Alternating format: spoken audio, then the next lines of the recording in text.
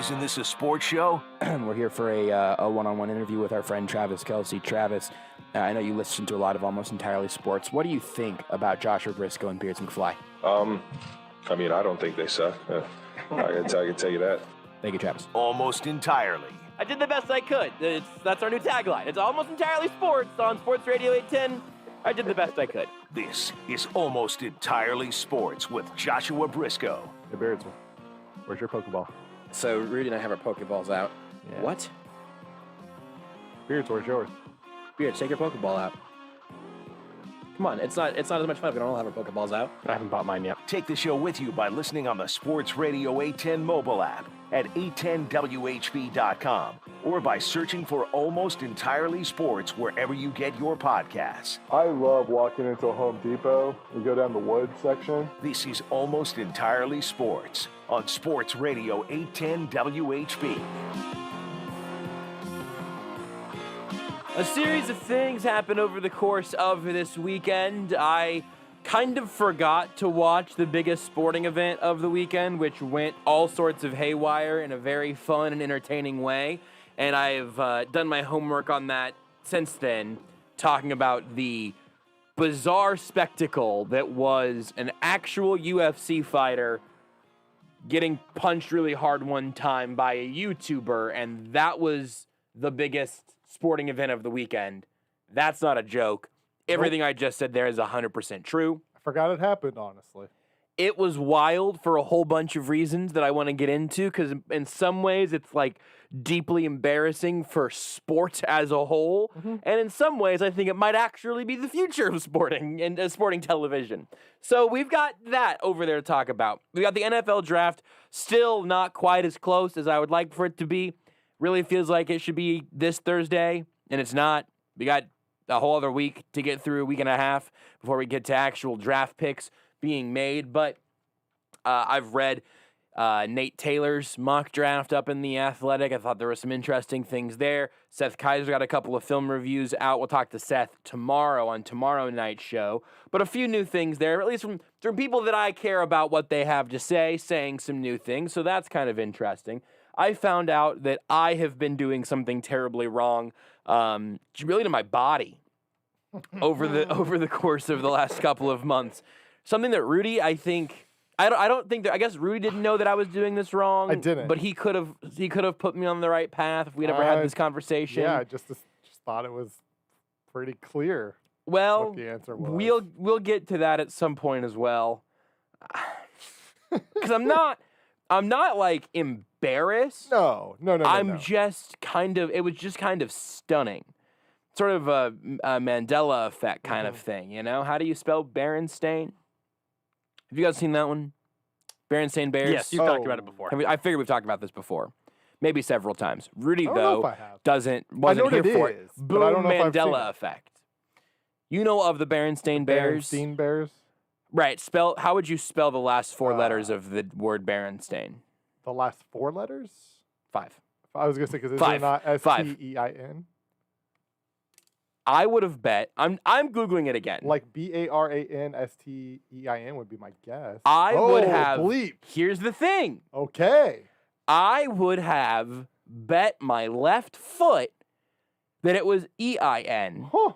And it is I thought it was like A-I-N. Yeah, I thought it was like Berenstein or Berenstein Bear. I mean, I thought it was Steen, but like spelled like Stein. I always thought it was Steen, but weirdly pronounced Stain. But I always thought, I remember thinking this as a young boy, that, there is a little phonetic thing going on with their last name. Nope. I remember, I watched the movie. Oh, I watched the TV show. I watched think the there was a book. movie. I just had the books. I don't remember there being a movie, but I remember there being a TV show, there was a which is movie. how I think I knew how it was actually pronounced. But I would have bet my left dang foot that it was spelled Berenstein, and it's spelled A-I-N, and apparently always has been. Boom, Mandela effect. Mandela effect is whenever you remember something one way and everybody else remembers something in some other way, and the theory there is that maybe there are multiple realities and they merged at some point after that to you. It's called the Mandela effect because a bunch of people remember reading stories about how Nelson Mandela had died in prison. Yeah. This is something I think about really deeply once every 3 months. I also get, I don't know if I've talked about this before, which is perfect. I get deja vu like aggressively sometimes. Like, I am confident that some instance is happening very similarly to a past instance that probably never actually happened. Mm-hmm. At some point, if we could just get like I would love to get someone who has done an extensive amount of research on deja vu. And I would love to have them on the show at some point. Some point during the heat of the off season, post-draft, pre-training camp, and all that. And I would love to just talk to them, unless we already have. In which case, I'm glad we did. So I never saw the Berenstain Bears movie because the movie never existed. It was going to be a thing, never became a thing. What I was thinking of is I saw the Country Bears. Yes, that's very different. So but when I was a real thinking thing. the Berenstain Bears, which is still, it's really weird saying Berenstain Bears, by the way. It still throws me off. When I was thinking of the Berenstain Bears, I was thinking of Country Bears. Now there was. Did you also read or watch the Berenstain Bears? I know of them. Okay. I'm sure I read a book. I'm sure I watched Sure. a TV show, but I don't really have a memory of them, right? But I know exactly who they are. They're distant relatives of the Country Bears. Sure. I can only assume. Who are a bit of a terrifying Yeah. real life set of bears that I vaguely remember playing music Yeah, and whatnot. they play country music. I definitely the also watched movie this. is about the Bears reuniting for the Bears and the reunites the Bears and the band for a concert to help save Country Bear Hall. Did they do it? I mean, I'm pretty sure it's basically like a biography. I'm pretty sure. Did they save Country Bear Hall? I think so. Be pretty dark if they didn't, Yeah. huh? You know what their the kid that brings them all together? You Hmm. know what his name was? Please tell me it Barely. was Barry. Barry Barrington. Pretty close. Yeah. That's pretty close. He's the Country Bears' young #1 fan. Fitting in with his all-too-human family is proving impossible. Yikes. Have we talked about this before? I forgot he was a bear to human parents. I forgot about that part.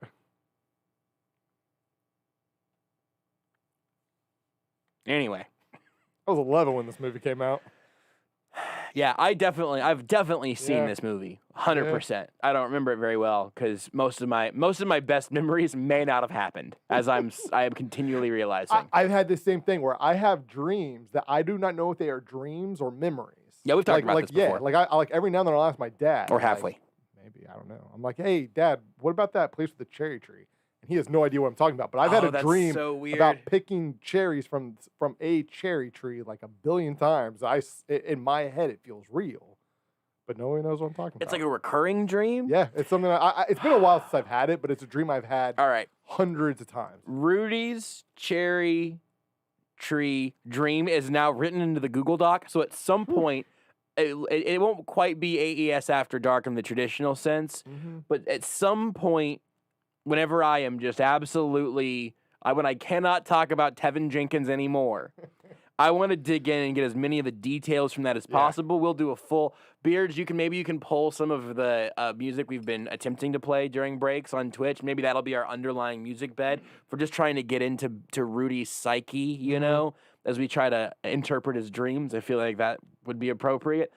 We're not going to do that right now, however. Are you sure you're not tired of talking about Tevin Jenkins? I am, but honestly, we got a little bit of a gift. So here's We got a little bit of a gift from the Chiefs today. We got a gift from the Chiefs today. Because Andy Reid, Patrick Mahomes, and Tyrann Mathieu all spoke to the media.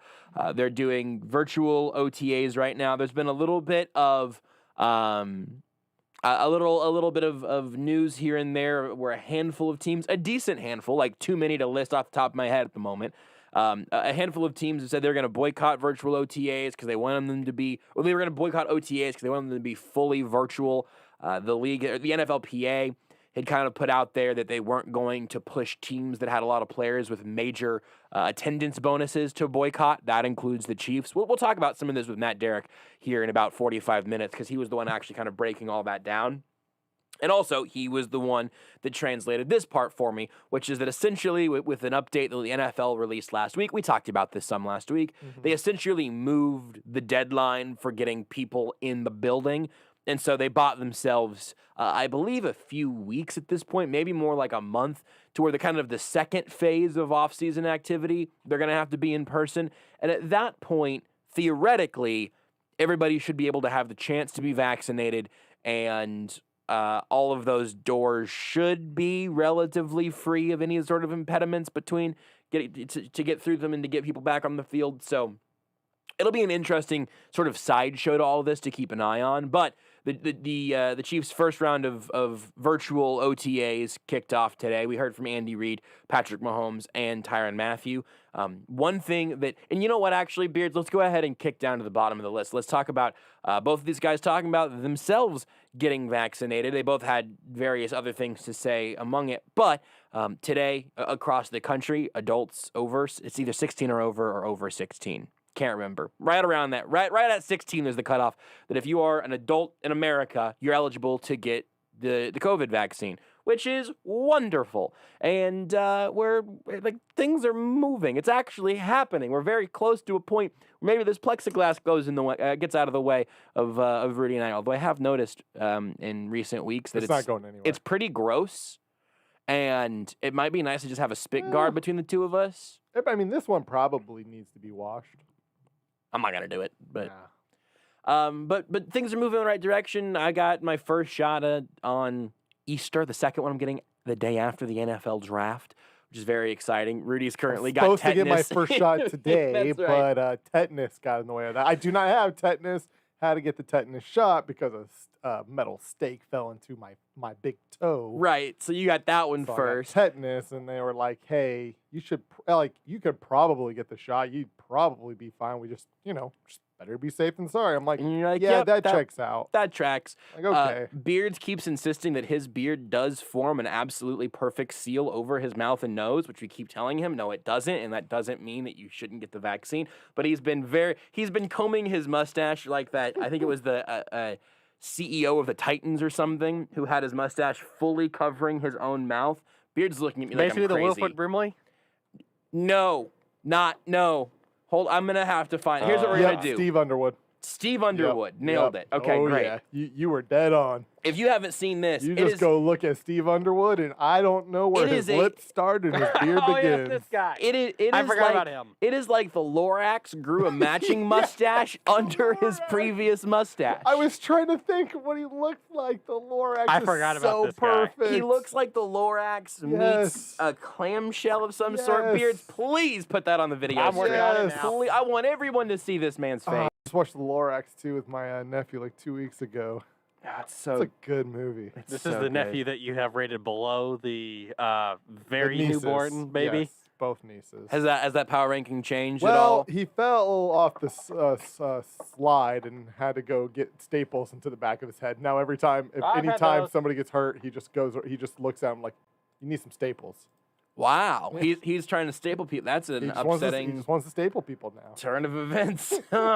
He's either going to be a doctor or Dexter, it sounds like. So that'll be an interesting choice for him. He's also thick legs. Like kid might be a left kid. I don't think he's got the athleticism to be a tackle. You slide him into like a left guard.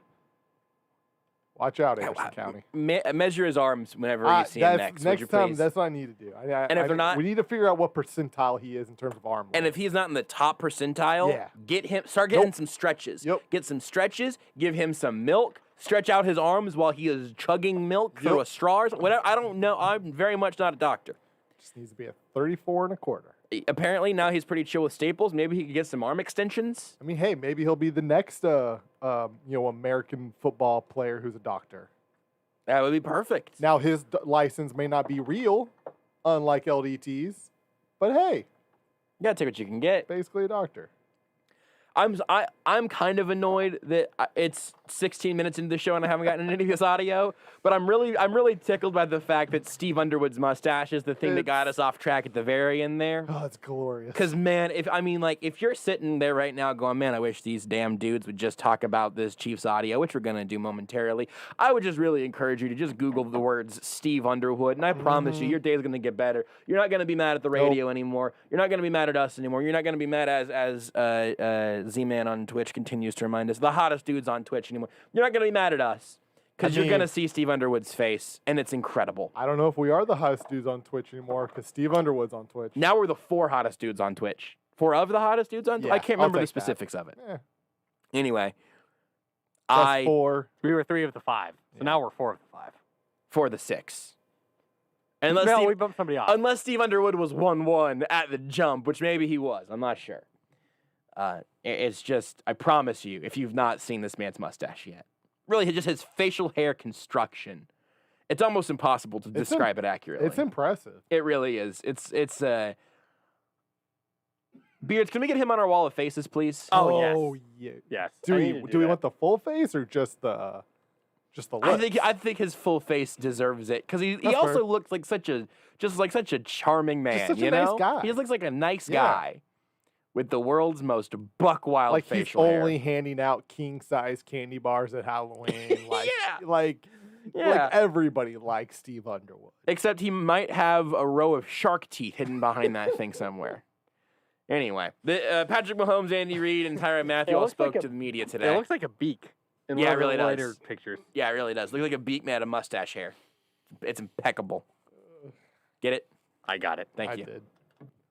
I said it out loud. And I then- hated it, but I got it. That's. Listen, Beards, I know I've really been on your ass about getting more promos for this show, but right there's another one. Like, let's get some of those out with the old, in with the new. I got it, but I hated it. Almost Entirely Sports, weeknights on Sports Radio 810 WHB. Bada bing, bada boom. Why did I get Italian at the end? I don't know. Always goes back to Spags. Oh, it really does, man. Always goes back to Spags. I wish you would have heard from Spags today. Here's Andy Reid. He was asked if he knew how many players on the Chiefs had been vaccinated at this point. Doesn't have a specific number, but he also talks about the fact that he has, in fact, been vaccinated against COVID-19. An excellent, excellent thing for the Chiefs head coach. Listen, I'm giving you approximates now, so Sure. don't. There's approximately 18 that have been vaccinated. The staff will have an opportunity to do that starting tomorrow. Right now, there's a handful of them that have already been vaccinated, myself included. I think the more we can push towards that, I think that's a positive. You know, I think giving people an opportunity to do it, I think is great as we move forward. You know, so. I just, anyways, that's my own. Listen, that's my own thought on it. I don't want anybody to get sick, and I surely don't want anybody to pass away. So, I think in certain situations, a vaccine becomes important. We've seen it, you know, from the polio era on through. That things have taken place where it's helped us as humans here move forward. So, I put that right there. Andy Reid pulling out the polio vaccine reference for the press conference. I love it. I think I Oh, gotta go get love that it. as well.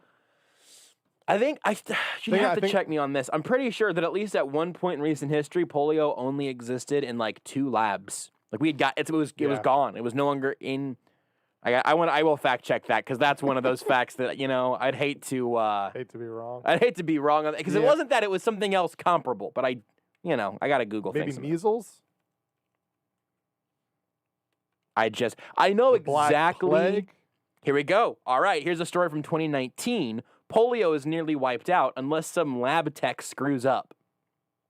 Well, I mean, So here's I've watched. I think that's the plot of World War Z. Contagion, World War Z, the one with Will Smith and the dog. Yeah. The one with Will Smith and the dog. I Am Legend. Thank you.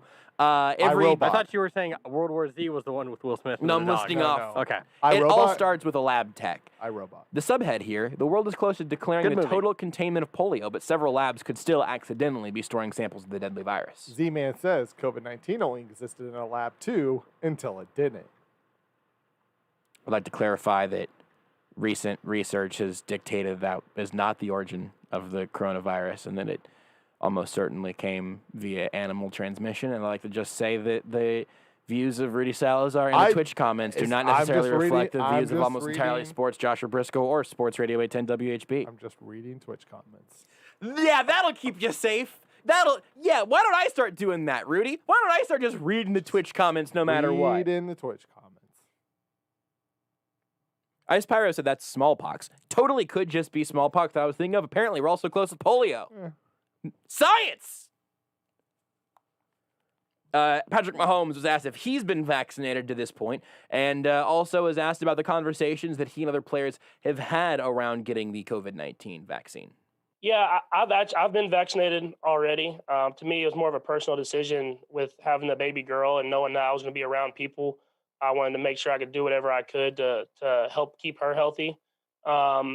But I think it's a personal decision for everybody. I mean, whatever you believe, I think you can do whatever that is, and we'll figure out the best way to keep each other healthy by social distancing and doing whatever it is whenever we can in this building.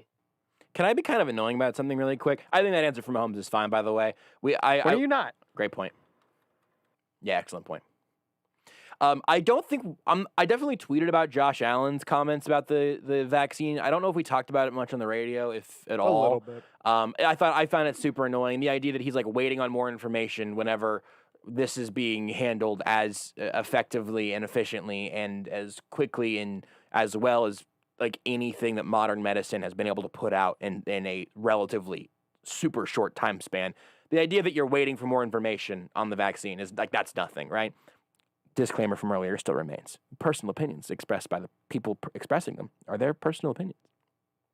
To say that like we need more data or whatever, I'm big into the stats about a vaccine that we've got the stats on right now and virtually unanimous consensus across the scientific community. Like we don't need more information on it. We need it to get into people's arms. But anyway, I'm about the film personally, but you're about the film? yeah. What do you? Not stats.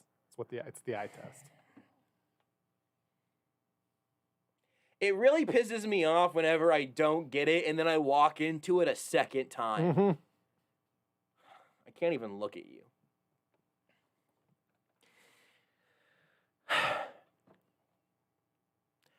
But so what Josh Allen said about it was annoying to me. What Mahomes said there, I think is fine. This is not me going, Patrick Mahomes should have taken a stronger stance. Like it would have been cool if he did, but like it's fine.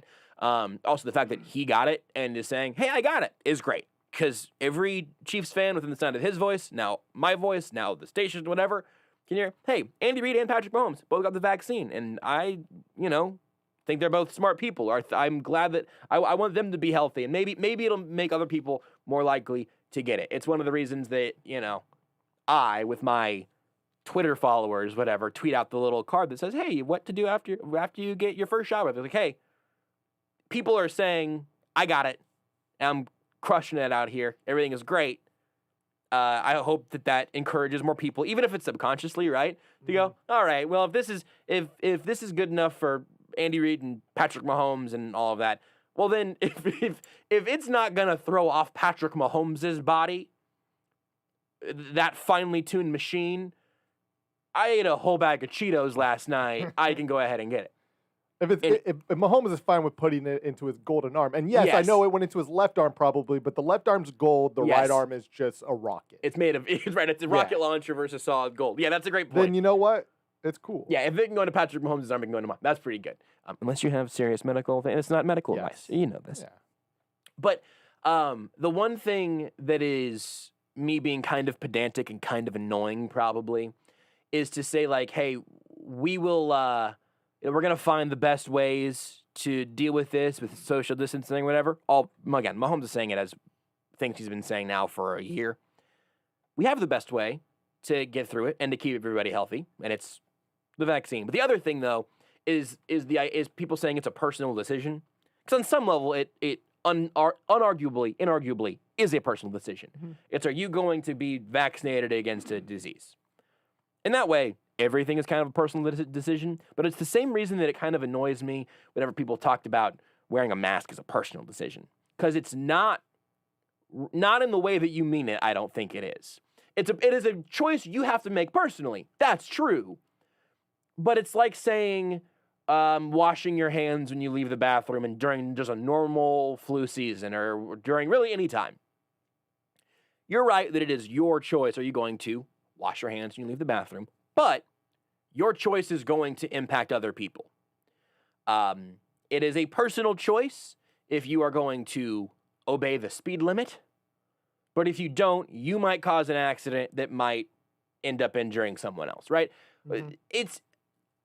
I have found that phrase, and again, this is not really specific to what Mahomes said there, because I'm I'm really not going to nitpick on that. I think it's fine enough.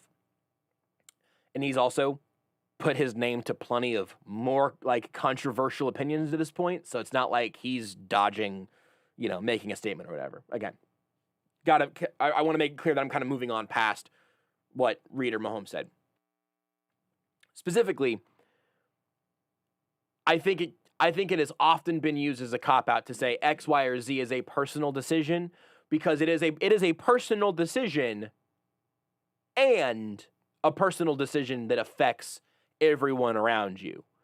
If you aren't wearing your mask, you are very likely, if you are not wearing your mask and you have COVID, you're very likely sending that back out into the air that everyone around you is breathing. And now you're affecting them with your personal decision. If you are not going to get the vaccine, maybe you end up contracting COVID and you say, well, why do you care? It's my body and this is the choice that I made, and that's fine. But what if it ends up impacting someone who couldn't get the vaccine yet, or maybe can't get the vaccine for some medical reason? That's the herd immunity that has advanced so much of our medical growth over hundreds of years. It's personal decisions that do impact the people around you. And we're making those decisions all the time. Like, this one's going to be kind of dark, I think. But wearing your seatbelt is a personal decision. But if you don't wear your seatbelt and then you end up in an accident and you go through your windshield, now you as a body could injure or kill someone else, right? It's kind of dramatic, but I think the seatbelt analogy works. Most of our personal decisions do impact the people around us. Mm-hmm. Like the grand majority of them, or at least the grand majority of serious and real ones. So I just don't like, it's a personal decision, therefore I get to make this choice or not make this choice and do it existing only in my own little space, when that's simply, no one really exists in a vacuum. So that's something that I've been sort of annoyed with since the specific, I wasn't even to me. I was at I'm not gonna put the place on blast. It's also in Florida. But when I ended up going to Florida over Christmas, I went into a place where somebody was like taking off their mask or whatever, and they were like, "Am I good?" And somebody who worked there said, "Well, yeah, it's a personal choice." And again, that's true. But that personal choice is making choices for the people around you as well. Because if you show up, even if they're wearing a mask, if you show up and you're not, and you end up finding out that person had COVID, now you have made a choice for all the people around you, that all the people around you now were around someone who was not wearing a mask, who ended up testing positive for COVID. You've taken that choice away from them. So I think I'm going to talk about specifically that for 2.5 more hours tonight. I think I'm going to cancel the 2 guests we had planned. No. You asked them. Put them on the spot. And say what exactly? I mean, I don't know. That's your Why job. have you made the You're personal host. decision to be on this show tonight? Yeah. You're the host. You can figure that out. So I'm not here to do your job. That's my personal decision. it's a great point. It's my personal decision to respect that. It will be my personal decision to talk to Matt Derrick of Chiefs Digest in about half an hour about all the Chiefs audio that we're going to continue to play throughout the show. And then also some pre-draft stuff, which we'll also talk to Zack Patraw of NFL Draft Bible on Sports Illustrated. He'll join us at 9, and I'm just going to ask him about a whole bunch of different draft things and how it directly, some of these guys who are connected to the Chiefs, how he sees them grading out, what he sees making sense at 31. Talk to him about that at 9. But now, even though it was with the urging of Beards, I will make the personal decision to take a commercial break. Want more Almost Entirely Sports? Watch the show live on the Sports Radio 810 Facebook page.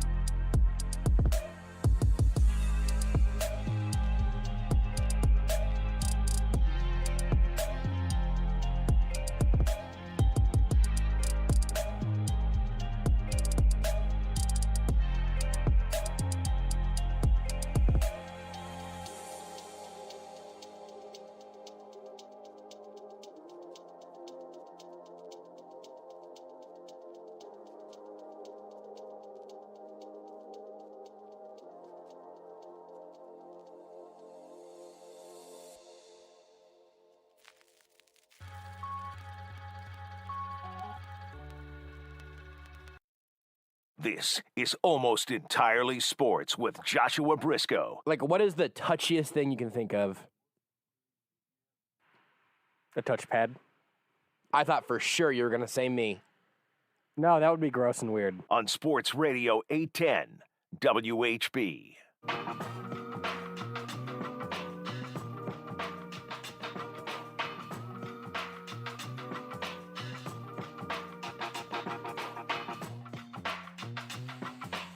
During the break, Beards and I confirmed the Spanish word for cat. Can we re-explain that? Because I feel Yeah, that's like fine. I'd like to relitigate this briefly. Because I'm still sort of confused. We were talking about microphones, and you said that you got one for Christmas. Yes. From El Gato. That's the brand. You didn't say the brand El Gato. You just said Elgato. You said you got a microphone for Christmas from El Gato. Yes. And my first thought was, is that maybe Spanish for the girlfriend or something, and Beards is being weird? And then I said back to Beards, did you get a microphone from a cat? Because I thought that might have been what it was cat in Spanish. I looked it up, and I was right. So what you're telling me is that there is a tech brand of some sort that's name is just Spanish for the cat. Apparently.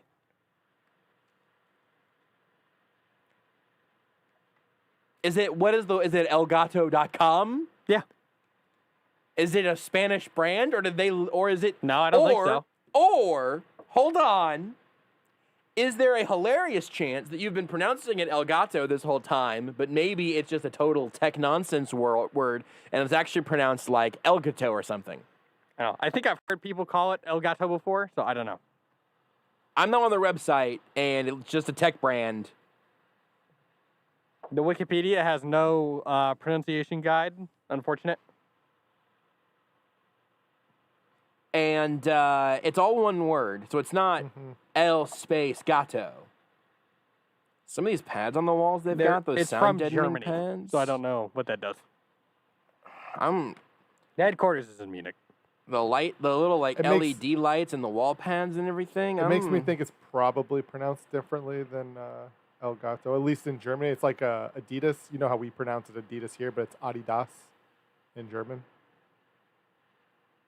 I think you've said that before. Yeah. I'm not sure I believe you yet. No, it's true. Like, I've heard that before Because as like well. that, I mean, that's just true. Like that, because Adidas is a German company. Okay, well, I'm a millionaire. pronounced Now you've heard Adidas. someone say that I'm a millionaire. Do you guys believe that? I mean, Adidas said that's how it's pronounced. I said I'm a millionaire. You know what? Fair, that's a fair counter argument. there. Checkmate! Boom! That's fair. I really like. I'm looking at all these like sound deadening foams, little foam panels and stuff. This website seems like it's basically built to form the perfect Twitch streaming aesthetic. Yeah. Yes. Yep. I'm gonna make this my homepage. I'm so happy on this website. Are you kidding me? You hadn't heard of them before? No. Oh, yeah. I think okay, so I've seen these Stream Decks, so I've seen the logo. I just didn't realize that was the company. I think So you can buy some of their stuff over at Micro Center. yes. every So I've definitely time- seen the logo before. I'm realizing now that I've actually had people try to tell me about this several times. I've just been trying to find this damn cat that'll give me all of the Just equipment that looking I for need to this be a Twitch streamer. Ah, yeah. I'm just going through random alleys and looking Yeah. at the tops of fences. Like cartoon cats would always sit on the tops of fences. I'm just looking. Mhm. Every time I see a cat in the wild, I just go El Gato. So- Tell me your secrets. And then my neighbor asks me to please stop yelling at their cat. We move on. Have a good day. One of the cool things with the Stream Deck that I've seen, because like obviously it has different buttons, different functions, yada yada, but you can import your own icon images, and so I've seen like They got Animal little Crossing screens and stuff. Yeah, so I've seen like Oh, Animal Crossing images boy. for like all your apps and whatnot. Can we get one of these for the show? We could. I don't know what we'd use it exactly for, but we could. Beards, We find stuff. are you suggesting for even 1 second that if I had a board under my control where I could play morning zoo radio sounds, I could force shot clocks on you guys out of nowhere? I mean, it would Yeah. only work for the video stream. It wouldn't work for the board. Well, this is what we need. Listen, Beards, I don't want no we can'ts. I want yes we cans. I don't want you to say I we said can't we can, do this. but I just don't know I don't what want we would do I with don't it. want I don't want to hear one more time out of your mouth that we cannot use this. I want you to tell me how we can use this. Because I want one. I mean, I can use it to switch between the different scenes instead of having to go over here and click on the buttons. Can I use them for audio, though? Hey, Josh. It would be only for the stream. What if we run it into like a mic port or something? You just pot up the mic port. I think it goes to a USB. They've even got like a little streamer training section. Teaches you how to be a streamer. All right, never mind. You know what, Beards? You're going to have some time to figure it out because I just found out the little board's $250. Yeah. You can also create your own space. Guys, I gotta get this off my chest. I lied earlier when I said I was a millionaire. Dang it! I know you guys believe me, but I was telling Now I gotta go decline some purchases. Listen, man, I remember how Top There's Shot a went house last that week. I was gonna buy. And... Oh man, this is a problem. Oh. We should Ice get Pyro this, on Twitch says, "Is this like Mad Cats?" Which is perfect. Remember Mad Cats with a Z? They made the third-party remote control, like GameCube and Xbox controllers. Oh, yeah. Mad Cats was the official yes. brand of your little brother's controller. Yeah. That's how it went for me for the most part. Although actually, I don't think Man. we definitely had some Mad Cats. Mad Cats was the official controller of your third friend who would show up, because you got like 2 original controllers and like one pretty good third one, and then you've got the one that's just like too chunky. That's a Mad Cats one, and that goes to the friend's neighbor's brother who's coming over to play. You don't really know, but we don't like, really he's know, there. and he's definitely got the grossest fingers, Yep. and so he gets that controller. But that was called Mad Cats, and this site is Elgato, Okay, now there is a or Stream perhaps Deck Elgato. mobile, or even software. You don't necessarily have to have the device. You can have it on your phone, Josh. I don't. Turn your phone into Stream Deck. So there is a Stream Deck app. Try free for 30 days. It's the free part that gets you. I mean, that might work. Everybody's got a tablet or something, right? Yeah, you can also get it on your desktop as well, but phone app seems pretty good. I just need to find the best way to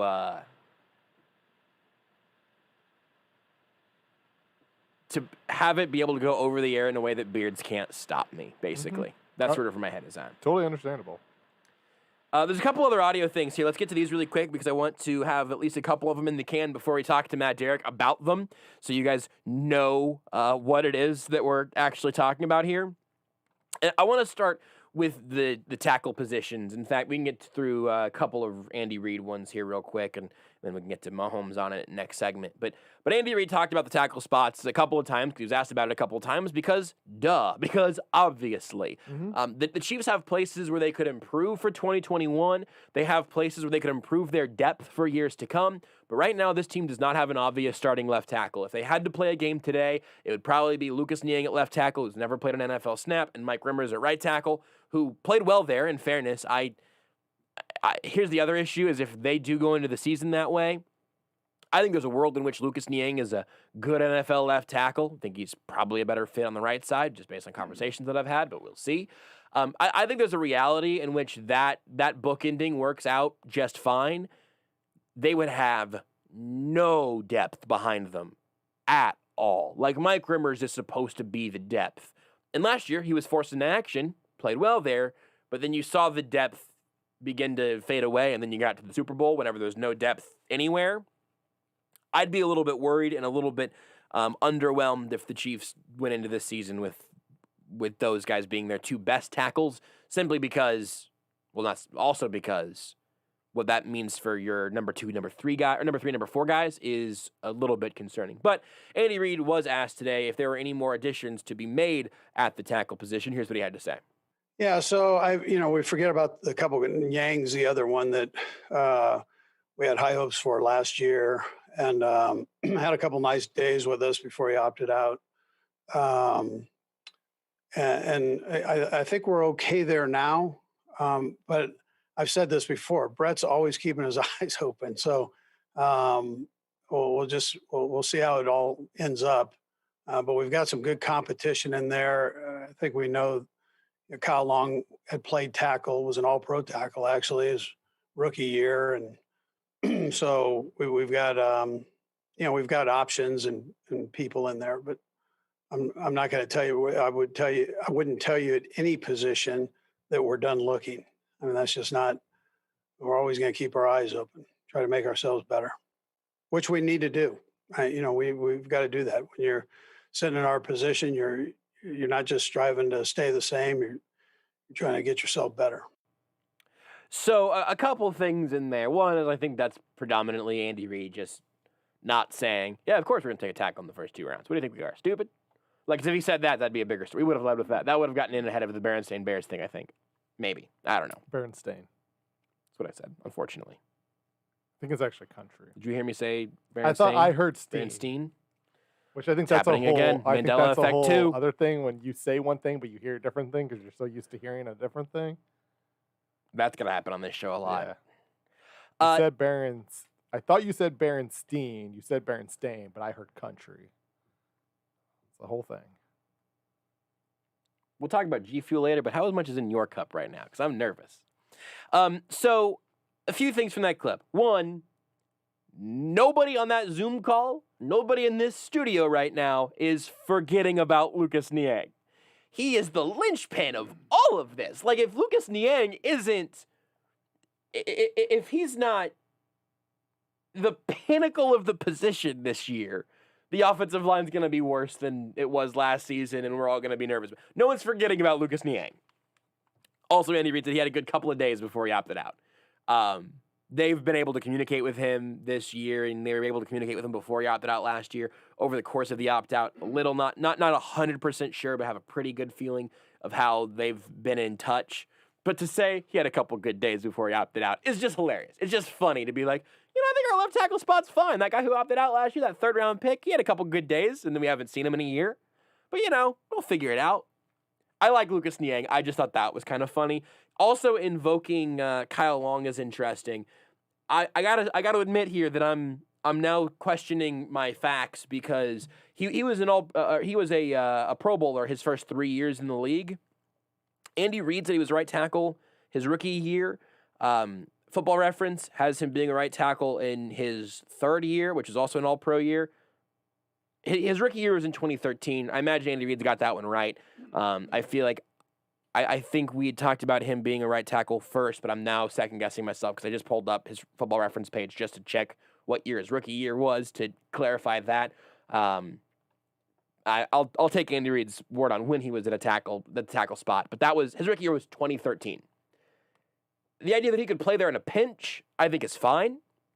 It would mean that LDT's back in a starting guard spot in all likelihood, but sure, that's all right. But I don't think that can be plan A whenever the season begins. So keep that in mind. Let's take a break. Whenever we come back, Andrew had something else to say about the tackle position, as did Patrick Mahomes. We'll talk to Matt Derrick in 10 minutes. At JB Brisco, at Beards McFly, at Not That Rudy, at Sports Radio 810. Just do it already.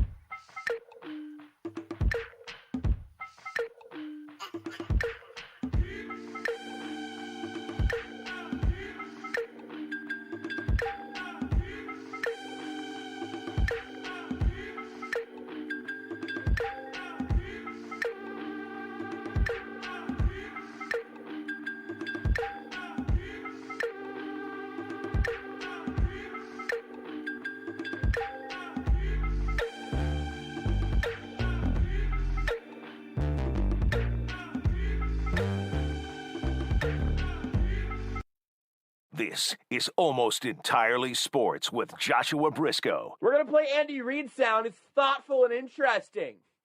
Why don't you get turt to that, you damn animals? On Sports Radio 810 WHB.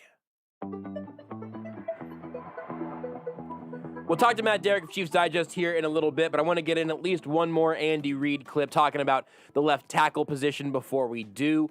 And also, by the way, I haven't mentioned that Alex Smith announced his retirement. We'll talk to Matt Derrick about that momentarily as well. But Zack Patraw, our own here of Sports Radio 810, asked Andy Reid in today's press conference who would be the players in the mix at left tackle if they had to play a game this week. We're fitting that through, but we had aspirations of potentially moving Yang over to that spot. He looked like he had some potential for that when we had him last. Obviously, Kyle has that flex to be able to do something like that. He's played inside too. I mean, the majority of the time he played inside, but he wasn't bad on the outside either. So, and then we've got guys coming back. So whether it's Rim or whether it's Andrew, we've got guys that have also have flexibility to play in those spots. Did you guys hear the same thing that I heard? Flexibility? There's a few things there. Listen. I heard Andy Reid talking. I don't know who you heard. So, aspirations of Lucas Niang going to left tackle, fine. Yep. If that ends up being the plan, then God bless him, I guess. Again, that means the depth behind them is incredibly shallow, and I'm a little worried, but whatever.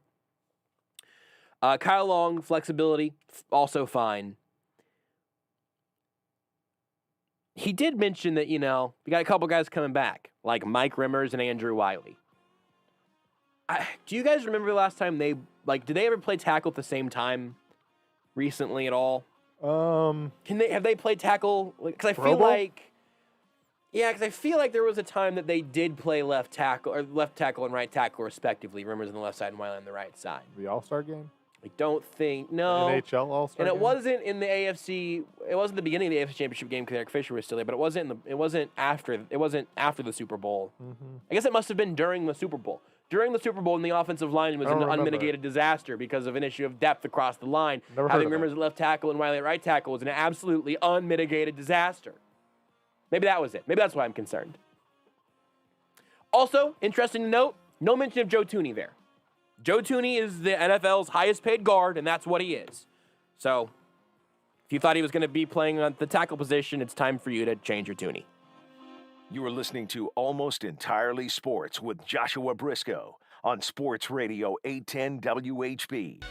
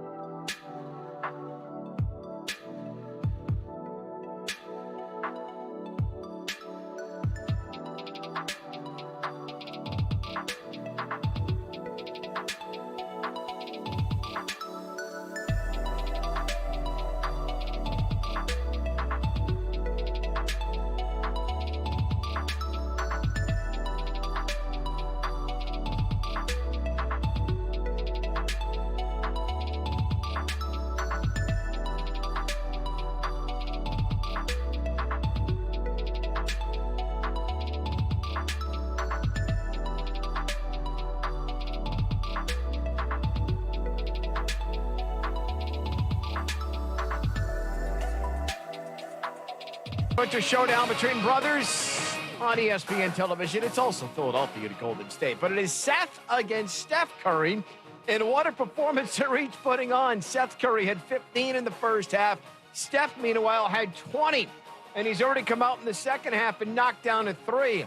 Steph is just living on a different planet at this point. 23 points on the night, 4 for 8 from beyond the arc. Golden State with a 58-57 lead. Curry is looking for his 11th consecutive game, scoring 30 points or more. He already put up 20 in the first half, which is his 4th consecutive game, scoring 20 in the half, the longest streak of his career when it comes to that. Warriors by 1 over the Sixers, who are playing without Ben Simmons tonight. He is ill. Joel Embiid has 17 points. In Boston, no Kemba Walker, no Marcus Smart. Jaylen Brown is back. The Chicago Bulls, however, are leading the Celtics 68-64. Boston starts the night in a tie with Atlanta for the 4th spot in the Eastern Conference. Miami is in the 7th position. They are trailing at home to Houston, 52-49. Good one in Milwaukee between the Suns and the Bucks. Phoenix is a game and a half back of Utah. Milwaukee's 3rd in the East. 2 minutes to go before the half. They're tied at 50. Washington and Chicago are tied for 11th in the East. They're a percentage points back of 10th place Toronto. I've already given you the Bulls leading in Boston. Washington is at home, leading Oklahoma City by 8. Alex Smith has opted to retire after winning the NFL's Comeback Player of the Year. DJ Fluker signs a deal with the Dolphins.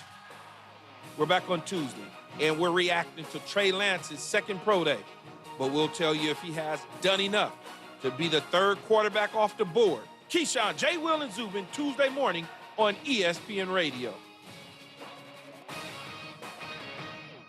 You're listening to Almost Entirely Sports. Byron Pringle was born before you were. Yeah. And Byron Pringle was born when I was a junior in college. I just realized I could be your father. I mean, my social life would have had to have gone much, much better. With Joshua Brisco. Dad? On Sports Radio 810 WHB. God, that was really good.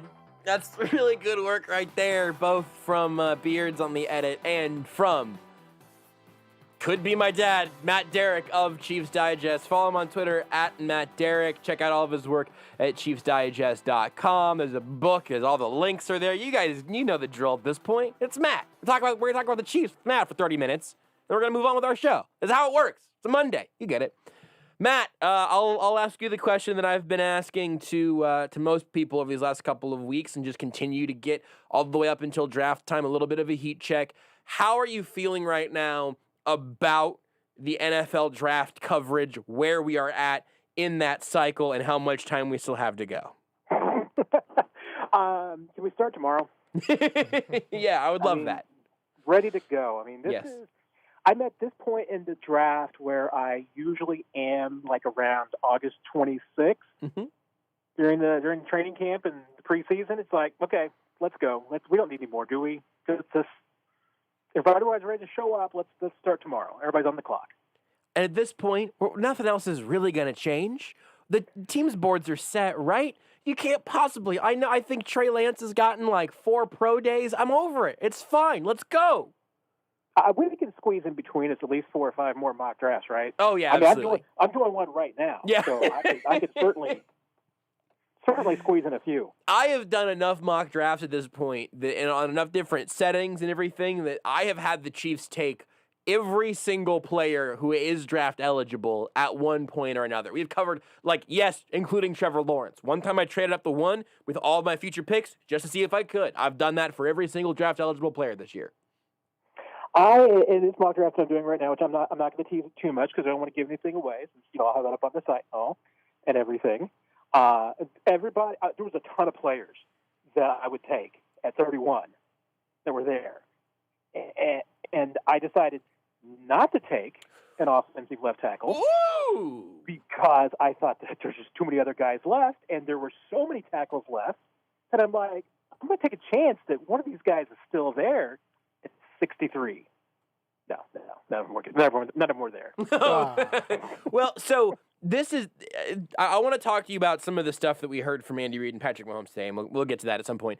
But this is the specific little sliver of draft conversation that I'm still actually kind of enjoying, because we were talking about Mel Kiper's mock last week, and I just sort of had this sort of I don't know, perhaps disrespectful surprise in my voice whenever I said that I thought Mel Kiper's mock draft was really good for the Chiefs and very on brand, which I hesitate because Nate put out a mock draft today. You're working on a mock draft. Your guys' mock drafts are going to have a very strong knowledge of how Brett Veach does drafts at this point.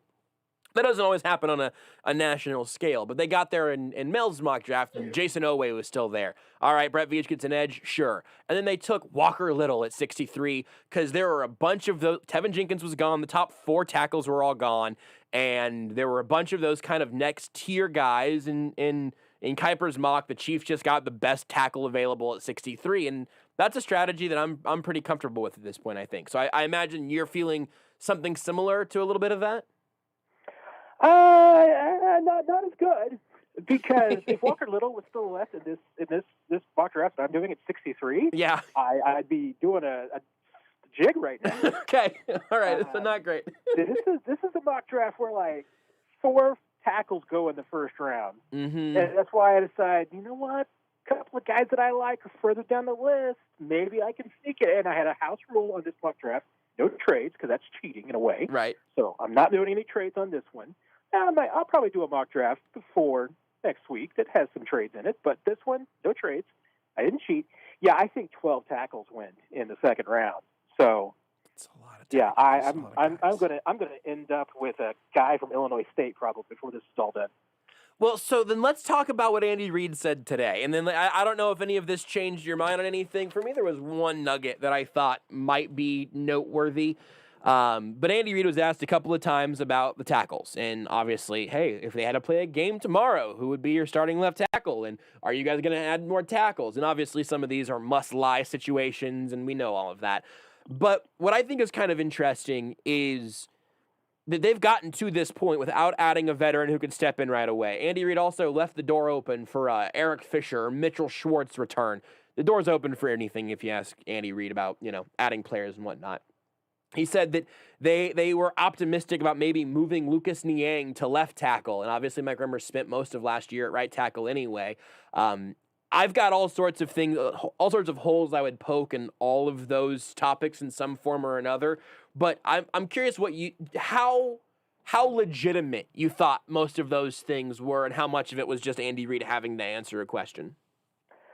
I'm going to say that I think that the left tackle discussion and tackle discussion today in general was probably 71% Andy Reid just has to answer a question in some form. 27% maybe just didn't quite understand the question or did not want to answer the question that was asked. Which I guess leaves, 3%? Yeah. Andrew Wiley is your starting left tackle? Yep. And, hey, first of all, Andrew Wiley's my dog. So I will go to war with Andrew Wiley. Sure. Don't get me wrong. Sure. But, it was really, especially since there was the question where he was asked specifically about left tackle, and the 2 names he comes up with are Lucas Niang and Kyle Long. Yeah. And that was the Lucas Niang's not entirely perplexing because the Chiefs drafted him number 3, the third round roster, for a reason. I mean, it's because they actually thought that he had left tackle potential. Now, the idea was that he might need to play a year at guard before he kicks outside, but he doesn't have it under his belt yet. So I think that's still a little bit of a reach if you're thinking that Lucas Niang's going to be starting week 1 at left tackle, but okay. Kyle Long hasn't played a lot of left tackle, period, much less recently. Yep. So that's a little confusing. And the fact that nobody else's name, I mean, Rimmer's name came up, Andrew Wiley's name came up, noticeable whose name did not come up, like Martinez Rankin's name did not come up. I didn't catch it. Joe Tooney's name also didn't come up, which I feel like pretty well answers that question that some people have been floating out there as well.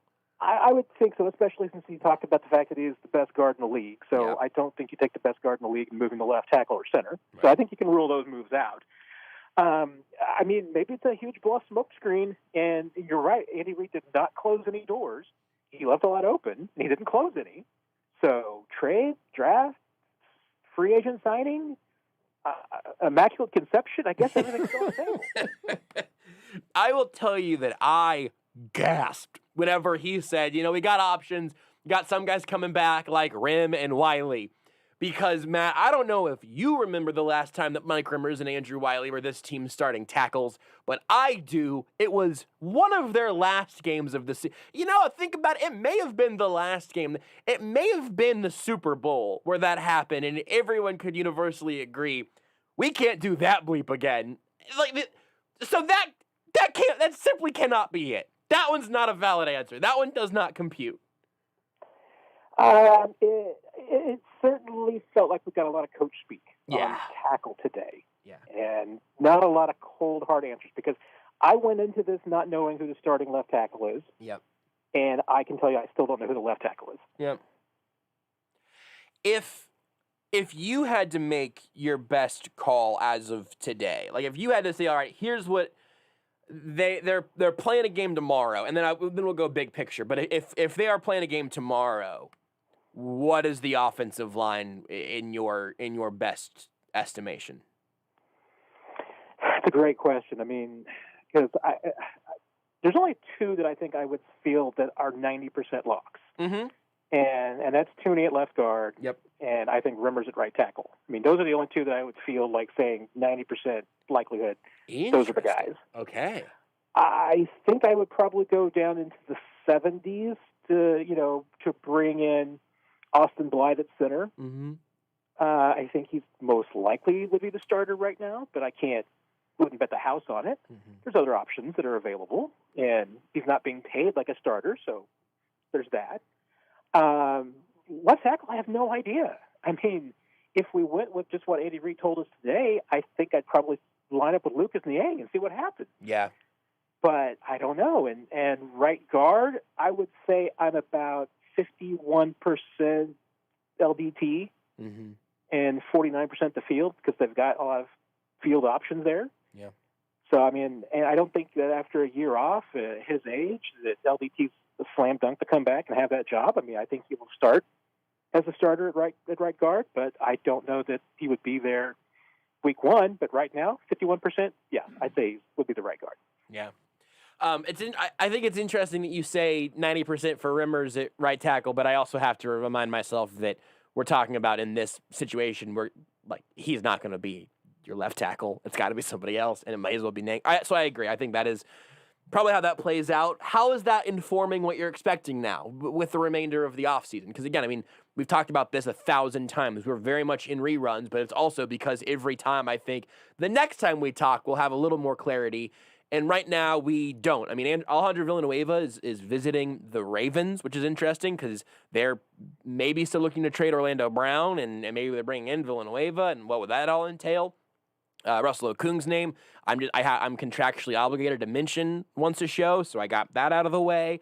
Then we have the entire draft class. We have the fact that it does seem like the consensus is developing that there's a little bit of a cutoff that probably ends with Tevin Jenkins, and it doesn't seem terribly likely to me that he's going to be there at 31. Then you have the next tier of guys, but none of those guys are really pro ready.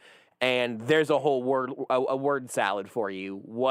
now what? I mean, where do we go from here? Where do you expect them to go from here? Yeah, I mean, it's really fascinating because, one, and we will hear from Brett Veach later this week, but I don't expect him to come out, obviously, and say, oh, yeah, hey, here's the guy that we're looking at left tackle. He's there at 31. We got our guy. Right. No, he's not going to do that. Right. But, I mean, honestly, even though I'm not even sure. I mean, even though we're all drooling over Penei Sewell, I'm not sure that there's anybody who's an absolute slam dunk, just guaranteed that you could say it's going to come in and be able to start at left tackle on day one. Yep.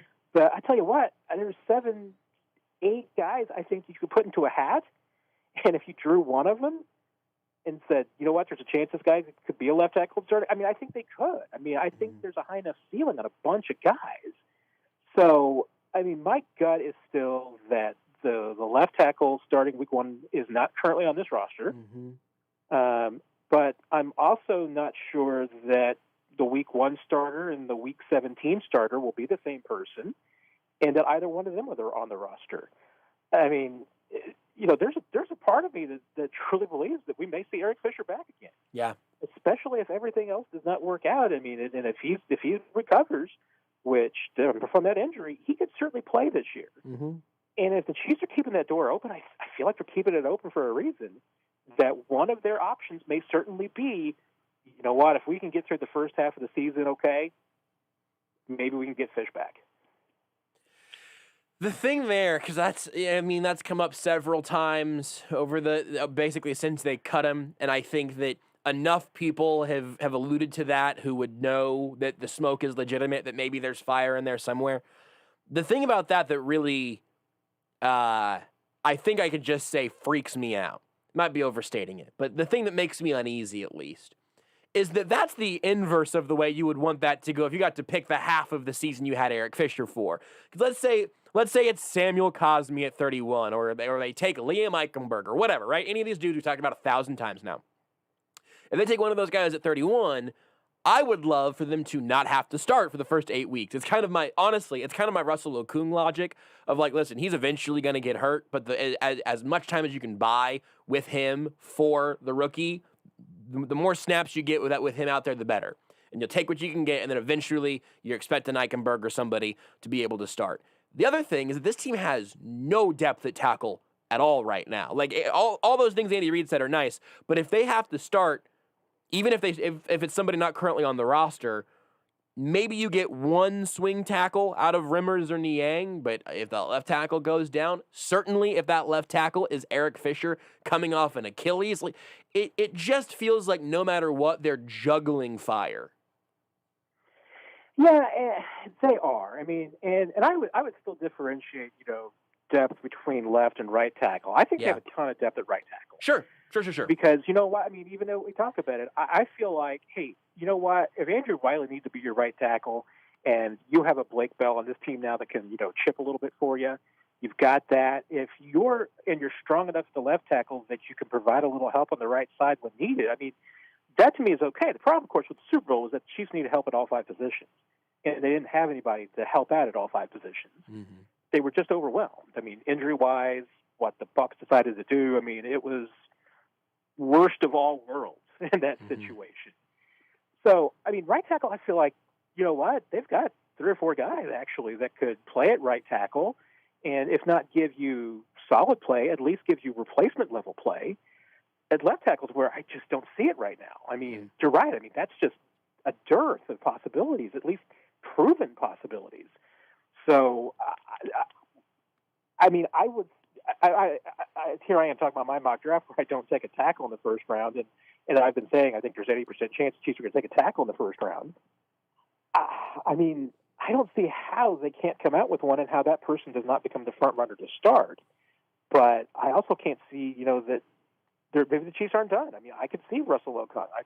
Maybe there is another veteran that the Chiefs feel like that could at least help them out. Maybe there's a trade. I'm not going to buy into the Orlando Brown thing because I'm still not sold that would be a great fit. But maybe there's other possibilities. That's another one of the things with where you look at the draft board and whatnot, and I think this is something that a lot of people have accepted way too easily. most of these dudes coming out, again, maybe with the exception of Sewell, and you can go down the line a little bit. It seems like there's a relative consensus that Rashawn Slater out of Northwestern is going to be great. It seems like there's a little less of a consensus that Christian Darrisaw, who's probably going to be a top 15 pick, is going to be great. But you have him, you have those three guys, and then also Tevin Jenkins. Tevin Jenkins right now is approaching Patrick Peterson territory of the savior of this team, who's probably never going to actually play for this team. Because the issue is, even with those guys, and especially with everybody, if you love Sam Cosmi, cool. But literally every single one of those guys, I think there is a legitimately a very, very large question of, it could be arm length, it could be footwork, it could be college experience, of can this dude play left tackle in the NFL? And certainly can he do it day one? Like that. It would be, I think it would be foolish for anybody to say, all right, first round draft pick means automatic starter. We should be beyond that at this point, and I'm worried that a lot of people aren't yet. Yeah, I'm in the same camp that you are. I mean, I always feel like that it's difficult for a rookie to come in, if for no other reason. We're talking about a rookie coming in to play on a world championship contender. Yeah. We're not talking about a rookie coming in, to play on a 4-12 team. Right. That you just want to hopefully get better, maybe play close to 500. You're talking about a guy that you want to come in and expect to start for the potential world champions. Yeah. That's a pretty high level. But, the Chiefs, by somewhat their own actions, somewhat bad luck, are in this situation where they may very well be in that spot. And it's a tough time because, as Andy Reid talked about it today, without those OTA practices that we don't know are going to happen, you may not have a lot of time with this rookie until you get to training camp. And if that's the case, it's going to be even harder for a rookie left tackle to come in and play week one. What are you most interested in right now outside of the tackle position? We've spent 20 straight minutes saying the same thing in 5 different ways about tackle. What are you most interested in away from the tackle position? I mean, clearly it's how the Chiefs spend, their day 1 and day 2 picks, because I'm really, even though I expect that one of those selections will be a tackle, a potential left tackle, I think receiver and edge are not out of the possibilities. And I'll tease it with my mock draft, the first one I'll have up tomorrow, maybe tonight, has a receiver in the first round. Let's go!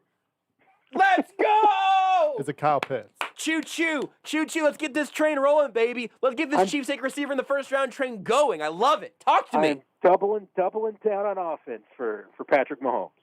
All right, tell me why. Tell me why. Go ahead. Well, and once again, it depends on. I'm in a great mood now because you've come to this place with me, which is I thought I was going to just shiver alone, cold in this cave of I really hope the Chiefs end up with a receiver in the first round because they love giving Patrick Mahomes more weapons. Sorry, tell me why. Well, there's some really, really good receivers, and if the draft in this one, to a degree. All drafts are random, and online mock drafts are more random than anything else. In real life, certainly, but. Hey, there's certainly a possibility that Chiefs sitting there at 31, if that's where they stay, that the best players available are a receiver. And if that's the case, I stick to my board. If the tackles that I like are gone, and it's not the one I wanted there, or there's somebody I think that maybe I can get in the second round by moving up later, if I think there's an impact player there that is underrated, still around, and really fits what I want to do, why wouldn't you take it? So, and I think that as badly as the Chiefs do need left tackle, and I think we all agree on that, I don't know that Brett Veach would just simply walk away from what he thinks could be a slam dunk pick at another position if it's available. All right, I know you're not going to tell us who it is because we need people to read it at ChiefsDigest.com. Clicks, Matt needs the clicks. It's the reason we do all of this. This all exists for clicks. But I am curious, Matt, because what you're doing right now by saying you're taking a receiver, not telling us who it is that I feel like I'm, perhaps getting baited, man. Anything? Is that moving the needle? I will tell you that it's a receiver over 6'1". I was gonna say, is it because I'm just trying to rule out just the same prototype of dudes at 6 foot or below, but I thought that might be too specific. I almost just gave you 6 foot to make it, but then I thought, you know what, I'll give you that extra inch. So really had a perfect convergence there as we got a real clean cut of that for Beards to mark. And also my entire computer crashed. Just the whole thing. Like, it flashed white and then black and now nothing's responding. That's exciting. Live radio. Wait, is that true or is this? That's is true. That, okay. No, that's true. Okay. That's why I went silent long enough for Matt to say that he's gonna give us the extra inch, which I of course, really appreciate. I know Seth doesn't care about that extra inch, No, but Matt does. I appreciate that Matt, when given the opportunity, will give us that extra inch. There's a clean cut for you there too. Yep, yeah, there sure is. So tell me, give me a little bit more then on the receiver spot specifically, because I obviously, boy, I'm not going to be able to use my computer for a minute here. This can be a test. Obviously, I'm excited about this because I'm a simple man. I like it when Patrick Mahomes throws the football far and then a fast, tall guy catches it and scores. That's what I'm here for. That's my game. But specifically, as much as the tackle stuff has surprised me, I was also second most surprising non-move of the offseason for me was finding any of those receivers that could have come in and replaced Sammy Watkins. And clearly they were very in on a few dudes, specifically Juju Smith-Schuster, because he told us the story about Andy Reid texting him pictures of the Lombardi Trophy and all that. Like, Andy Reid was out here doing the recruiting himself. And so for me, that only further cemented in my mind they're not going to go into this season with Tyreek Hill and McCole Hardman and Demarcus Robinson being their top three weapons.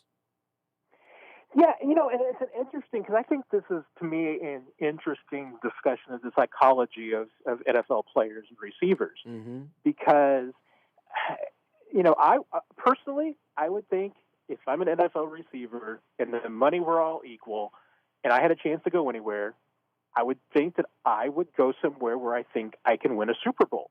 Yeah. That's just me. Mm-hmm. If the money were equal. I mean, to me, the chance to win's worth a few bucks. Mm-hmm. Maybe not $5 million, but, if the money is comparable, I feel like that. So when I see that there are players that, say, bypass the Chiefs to sign with the New York Jets or the Detroit Lions or somebody, I say to myself, that player clearly just cares about $1 extra. Right. Because or the other part of it is that any veteran receiver that comes to Kansas City knows that they are going to be third fiddle. Right.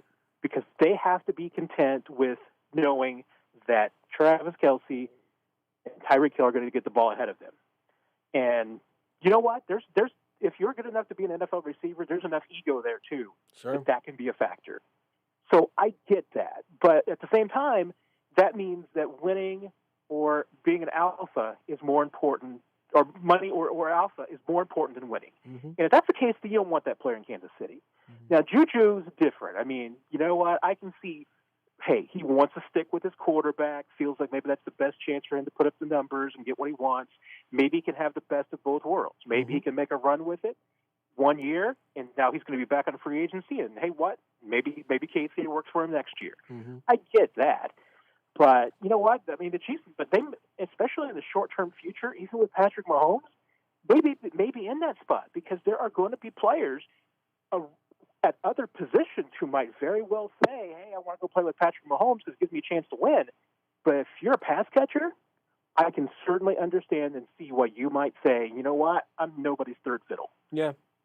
Because also, I mean, everything you just said all ties together also, because it's third fiddle math on will I be able to put up stats that get me paid at my next stop, which is, again, very much a part of Juju's logic there, I think, which is understandable. The one other element that I think is kind of interesting is, hey, if you said, listen, you're going to make a ton of money regardless of where you go on just sort of like a normal human being scale, but in one spot you're going to have a better time working there.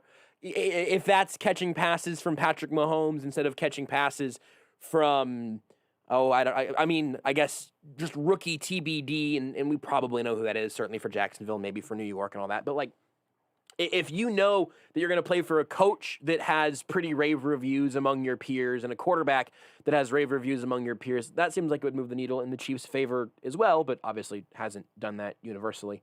Let's talk about the one other spot then that at least I've been thinking about quite a bit and that continues to pop up in mocks pretty frequently. Do you have a feel at edge right now? We have another note of a veteran that came in, didn't get a deal signed, in Melvin Ingram. They did sign Jaron Reed. Maybe that moves Chris Jones over, but it seems to me like it's probably a 3-position race at that first pick as of right now. Yeah, I feel like it. I mean, that is certainly, like I said, I mean, I would feel very confident that if I had to pick 3 positions that the Chiefs come out of the first 3 picks with, I think it would be that. I mean, tackle, receiver, and edge. Doesn't mean that if they see a guy that they really think might be of value in the 4th or the 5th, that maybe they push it back. But to me, those feel like the 3 biggest needs for this team for right now. And for the future. I mean, those are especially with an edge, because I think that's a player that you could plug in this year in a limited role. It doesn't have to be somebody that's going to play 60% of the snaps. It can be somebody that's primarily a pass rusher first, that can be a situational player, because you've got the pieces around that you can move people around. You don't have to have that person be a starter, but you are probably going to need them to be a starter in 22 and 23. And if that's the case, that hey, Mike Dana is going to be a starter in the future too, and you feel pretty good about that, which you could, then, you feel like that's a position where you could really solidify it for the future. And I think that there are some guys out there that would probably fit that kind of mold. If we have to play the game of those 3 positions are off the board, I'm just looking at a draft board right now and trying to figure out not specific players, but just a position that's not those 3 to go within the first couple of rounds for the Chiefs. I would probably include tight end with receivers. Like, it wouldn't, depending on the type of player, I don't know who necessarily it would be in the first few rounds. It starts getting kind of thin after Kyle Pitts, but it's not going to be a quarterback. And even I will make this mistake again. It's not going to be running back. And maybe it's not going to be a guard. They've put all the money in guard imaginable. I guess I could see them wanting to upgrade at center, and then where Austin Blythe is competition / depth / security there. But they've spent, again, at interior defensive line, bringing Reed in, although it's just for 1 year. The linebacker spot, I think, is relatively thin, but I'd be really surprised if they took a linebacker in the 1st or 2nd round. Brett Veach doesn't take corners early, historically speaking, and they've got a couple safeties, obviously, pretty locked in, although Matthew hasn't gotten his contract extension yet. So I don't know. Do you have a sneaky bet if you had to leave those 3 positions? Yeah, my sleeper actually probably is linebacker. And I would be relatively surprised if it was in the 1st round. I mean, I could see there being a couple of people that would fit the Chiefs well. They've at least shown some interest in that. Wouldn't necessarily knock me over with a feather. That I could see them, and I could certainly see that if those are players were available in the 2nd round, I could see Brett Veach jumping on him in a heartbeat. So that would probably be my sleeper, because once again, you look at the makeup of that position group. Yeah, you've got Anthony Hitchens, but for how much longer? Right. You've got Willie Gay, and that's the one piece that you feel pretty good about, but he's going to need a partner. Yeah. And even though I think we're accepting the fact that the NFL and certainly the Chiefs now with Steve Spagnuolo, it's a 4-2-5 scheme. So you're not going to have three linebackers on the field as a sub package at this point. Yep. So, you don't necessarily be overrun with linebackers, but you need 2 that you feel comfortable with on the field at any one time.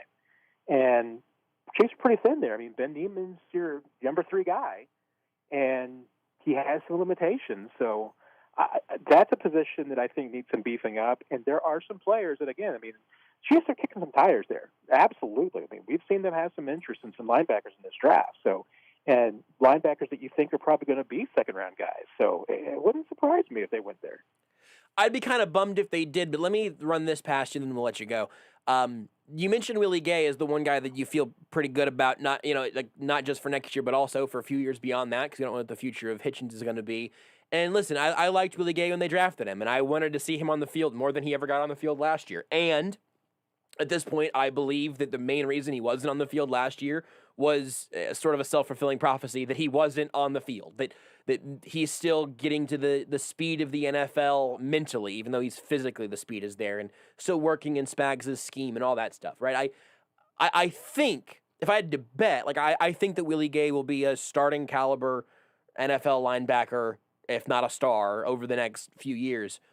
But it feels to me like we've really, like he is almost as Sharpied into the starting lineup as anybody on the roster at this point for a guy who got next to no actual on-field playing time last year. I'm not trying to be a hater, but I do think it's kind of interesting that he and Lucas Niang both with extremely limited total snaps as a second and third round picks last year. I do feel like they've kind of gotten a bit of a fast track in most people's minds. What do you think? Do you think that that's true? And then where are you on that? Do you think that's a reasonable concern?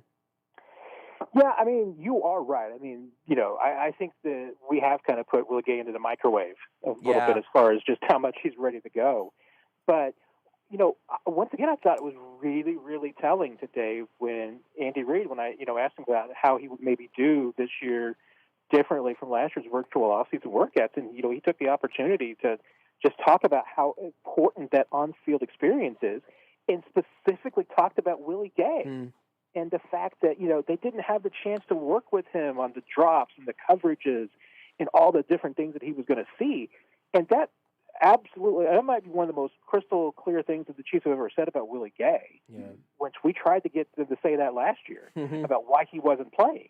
And it really does stem back to the fact that here was a player that was a raw player, didn't have a lot of experience in college, and they didn't have the time because of the off-season program to really get that on-field experience for him.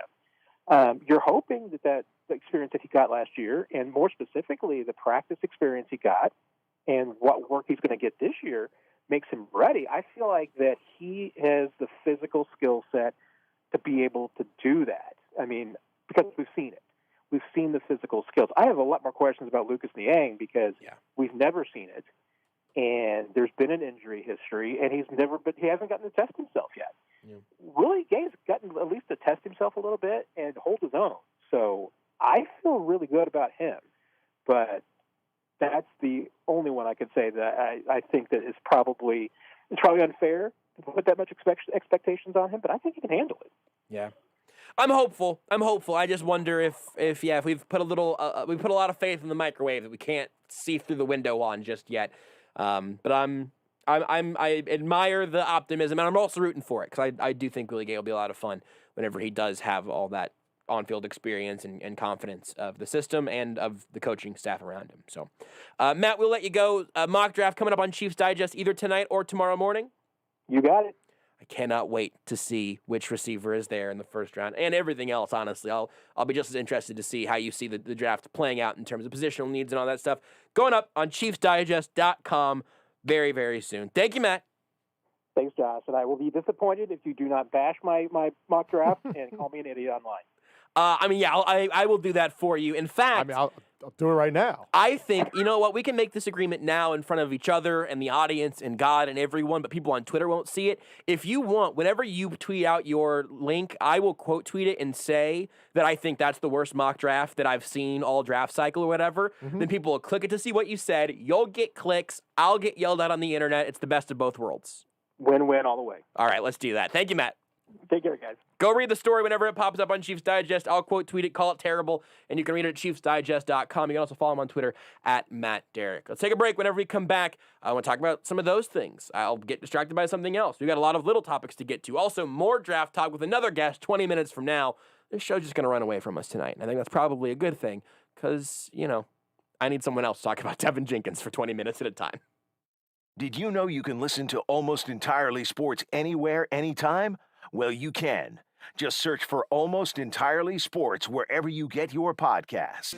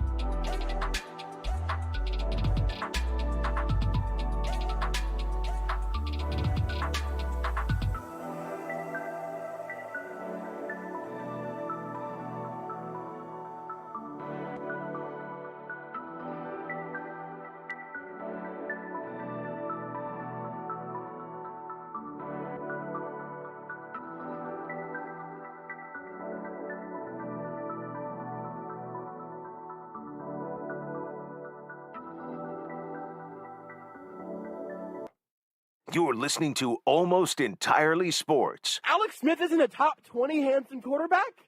And Andy Dalton is? with Joshua Brisco How is Alex Smith not a top 20 quarterback in handsomeness? on Sports Radio 810 WHB.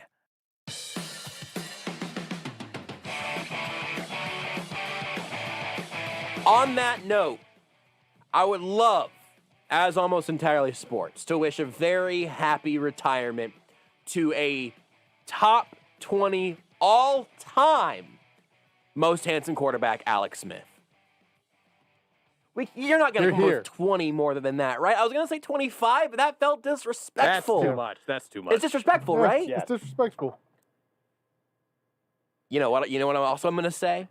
While I got you here, Alex Smith, more handsome than Troy Aikman. Oh, boy. I agree. I'm going to say it.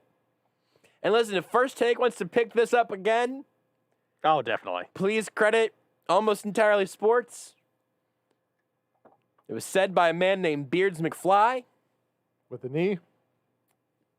Yes. Yes, just the one in the middle, but yeah. At the very beginning.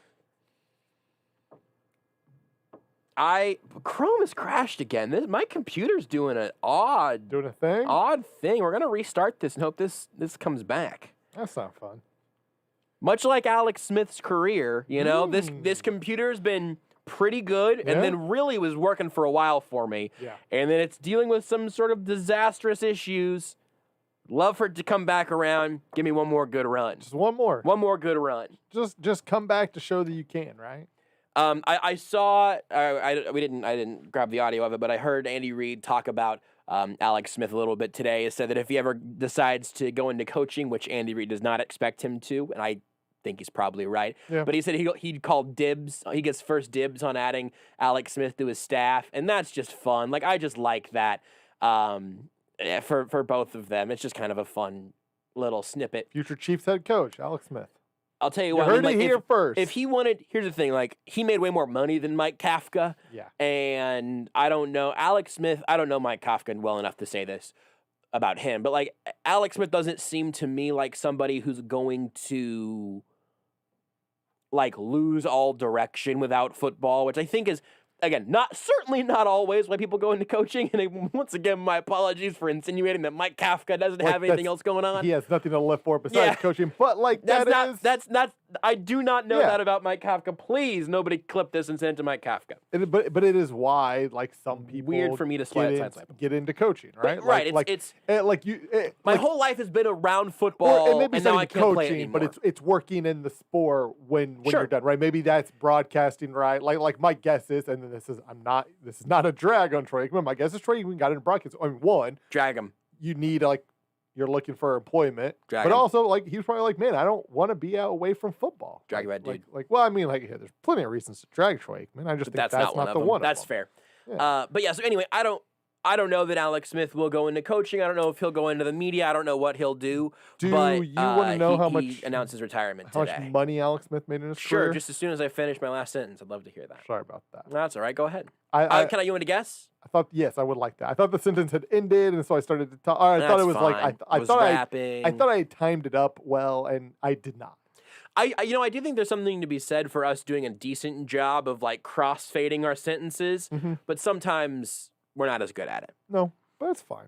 Career salary guessing game, Alex Smith. Career earnings, total cash made. Beards, do you want to go first? I'm afraid that I'm going to overshoot it. I don't know, like $3 million. Are we playing Price is Right rules or? Maybe 4. I'm gonna throttle mine back a little bit. So I really don't want to overshoot it. I'm gonna say $140 million. $189 million. I was gonna say 175, and it felt too high. He fell 275 short of an even 190. The thing that what was his rookie contract? His rookie contract was. Oh, then I also want to know what I'm kicking myself because I want to know what he made from Washington also. So the Washington. So his rookie deal was 6 years, $53.5 million. That's a good start. Yeah, because he was pre-rookie wage scale. Yes, pre-rookie wage scale. The Redskins he signed 4 years at 94. Sorry, what? Oh, good catch. Well, at the time, at the time their name was a racial slur. Yes, sorry about that. The Washington football team. I apologize. Shame on you. I know. It's funny. It's fine. I'm not that heated about it. It's funny though that it took me it never happened. It took me like a year, That's a true. full year with You're probably the team. looking at the that's yeah. Fine. Did he? Was that a $40 million I think he may deal? have played in St. Louis for the Chargers as well. That's a joke. It's a joke, yeah, everybody. 4 years, $94 million. But his first 94. His first year there, you know how much he made in his first year? It might. I don't know. No. $40 million. Woo. That's a little disappointing. That's okay. That's a nice little payday. If he had made just $750K more with the Chiefs, that's like a workout bonus. Mm-hmm. He would have made an even $69 million. That'd been a real nice way. Why is that? I don't understand. Real nice way to end your. I don't understand why that's noteworthy. End your time. I mean, yeah, it would have been good, but I don't know if it's like noteworthy. Right, $750,000. I mean, he made $40 million the next year in Washington. I don't really see what the I issue could use is. $750,000. Sure. Yeah, nice. I mean, it would be nice to have $750,000. I don't get it. Be very nice. Yeah. It's a nice way to end your tenure with the Chiefs. Chiefs should sign him to a 1-day $750K retirement contract. Just let him get there, Chiefs. They did all that salary cap moving around to get Alex Smith. I mean, you had this extra money that apparently you're just not going to spend. Why not give it to Alex Smith? Happy early birthday, Alex Smith, too. It's coming up in just about a week. Turned 37. We could have waxed eloquent about Alex Smith for a while, and we're probably not going to over the course of the show very much. But I will say this.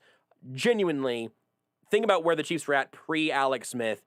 In 2013, that draft class would have been instead of Eric Fisher, who we're now already ready for him to be back, by the way, would have been Geno Smith at number 1, and everything is different.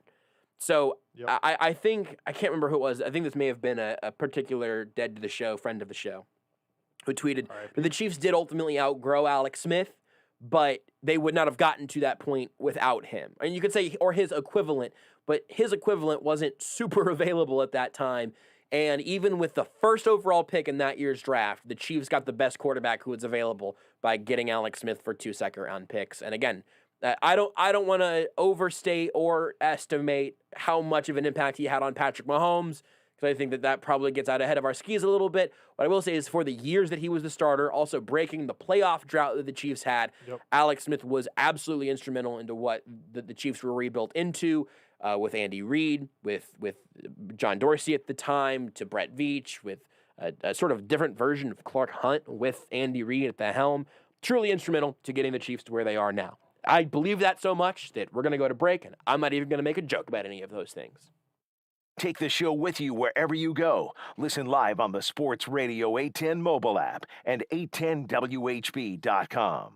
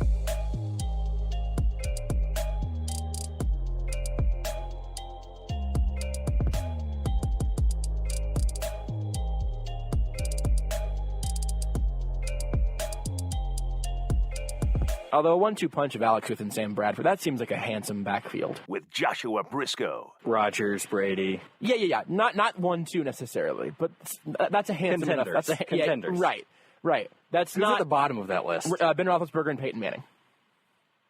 Is that forehead still expanding? Yeah, it's like the universe. It just keeps expanding. I don't know how it works. On Sports Radio 810 WHB. It really caught me by surprise, even in the liner, that I was so ready with the answer to that question. Because I was hearing Beards ask it in liner form and thinking, all right, I'm probably not going to answer that question. I probably wouldn't answer that question now. Ben Roethlisberger, Peyton Manning, boom, boom. 1-2. Also, as we've previously established, Patrick Mahomes' handsomeness at the time of this conversation was simply too raw for the NFL.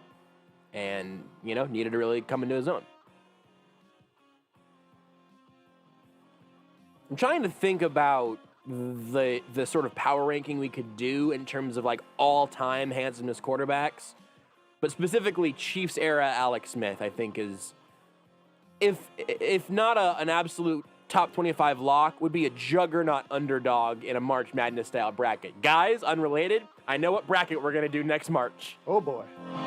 You're listening to Almost Entirely Sports with Joshua Brisco on Sports Radio 810 WHB.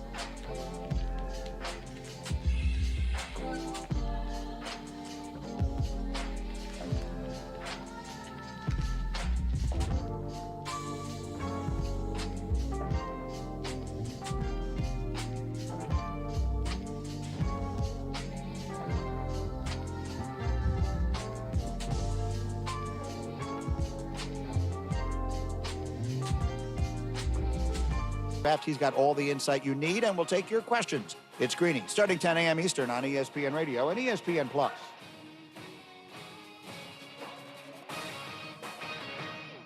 This is Almost Entirely Sports with Joshua Brisco. Jaron on the Facebook page comments, Mahomes' handsomeness is too raw. He needs more time. On Sports Radio 810 WHB.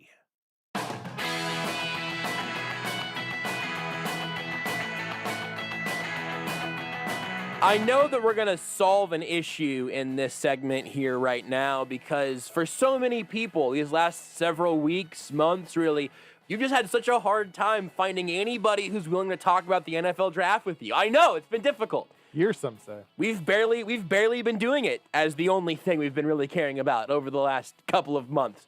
But as we've gone through so many different situations for the Chiefs at 31.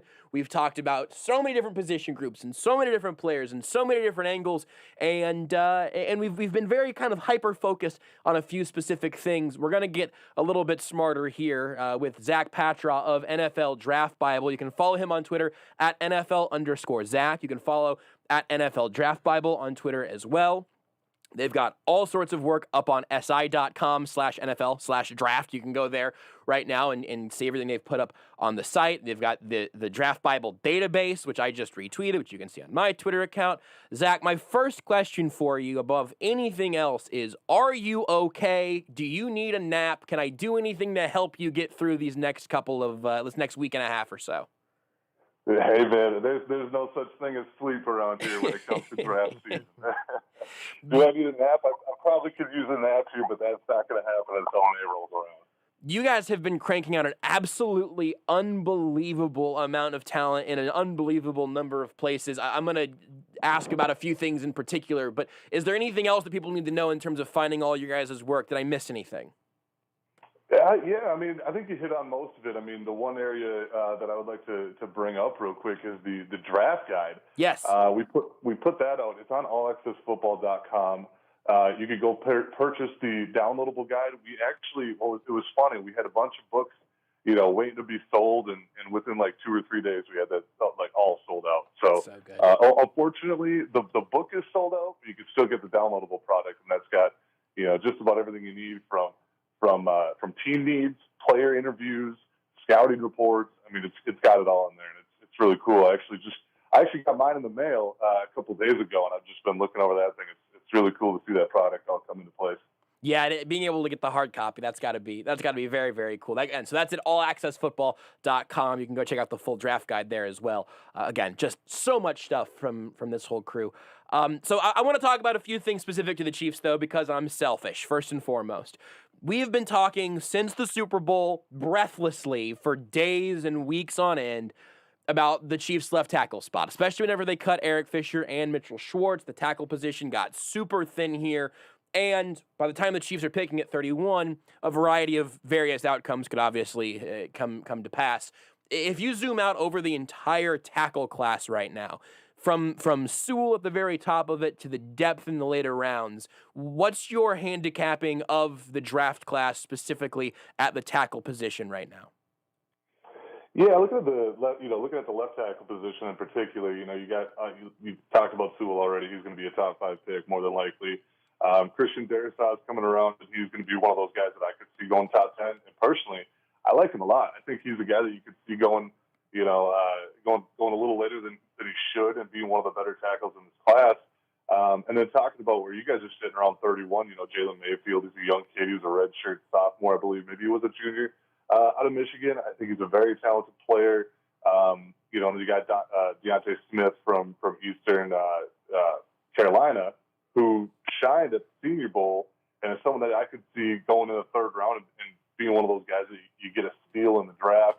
And then, of course, you got guys like Alex Leatherwood and Walker Little, who are high recruits that maybe didn't have the best careers in college, but are still plenty talented and with plenty of upside.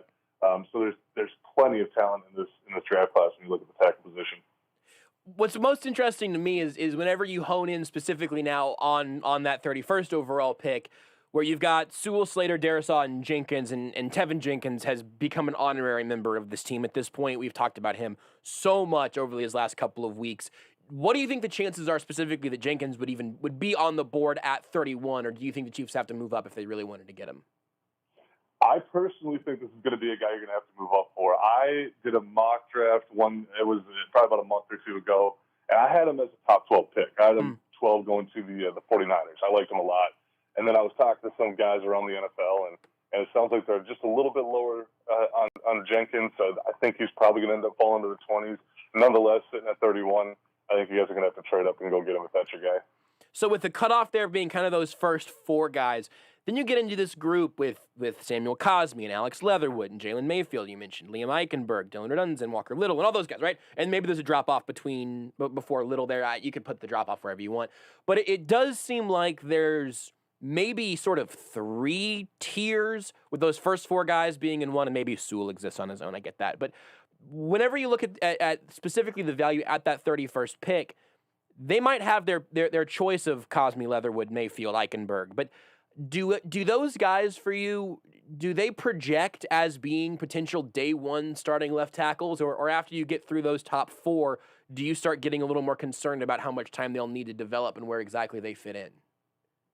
Yeah, and if you want to look at that 31 position, I think we looking at the Chiefs roster in particular, obviously they need a left tackle, but I think this is a position that you can be a team that selects best player available. So you can select a tackle later in the draft, whether it's 2nd, 3rd, 4th round, and still come out with a quality player, because this class of tackles is so deep. I mean, you already mentioned, Sewell, Slater, Jenkins. Maybe people, maybe teams want to put Vera Tucker at tackle, keep him where he played last year. But I think he's going to succeed as a guard. Personally, I think he's a great player. Leatherwood.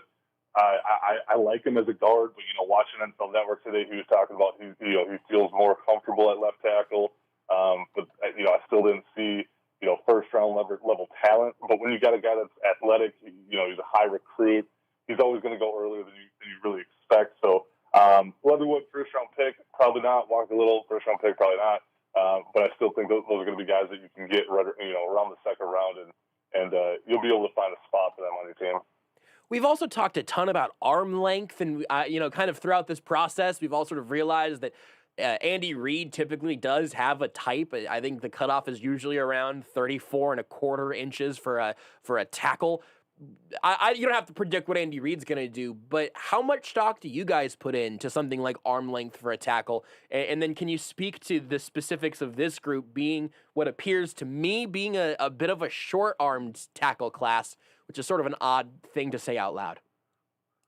Yeah, when we're looking at arm length, it's really important when you look at your left tackles and your right tackles. It's one of those things where you got to be able to reach those guys. You got so many good athletic speed rushers in the NFL nowadays that you got to be able to be athletic, but also have the arm length to be able to keep those guys, around the arc, push them up the arc a little bit further, so they're not getting to your quarterback.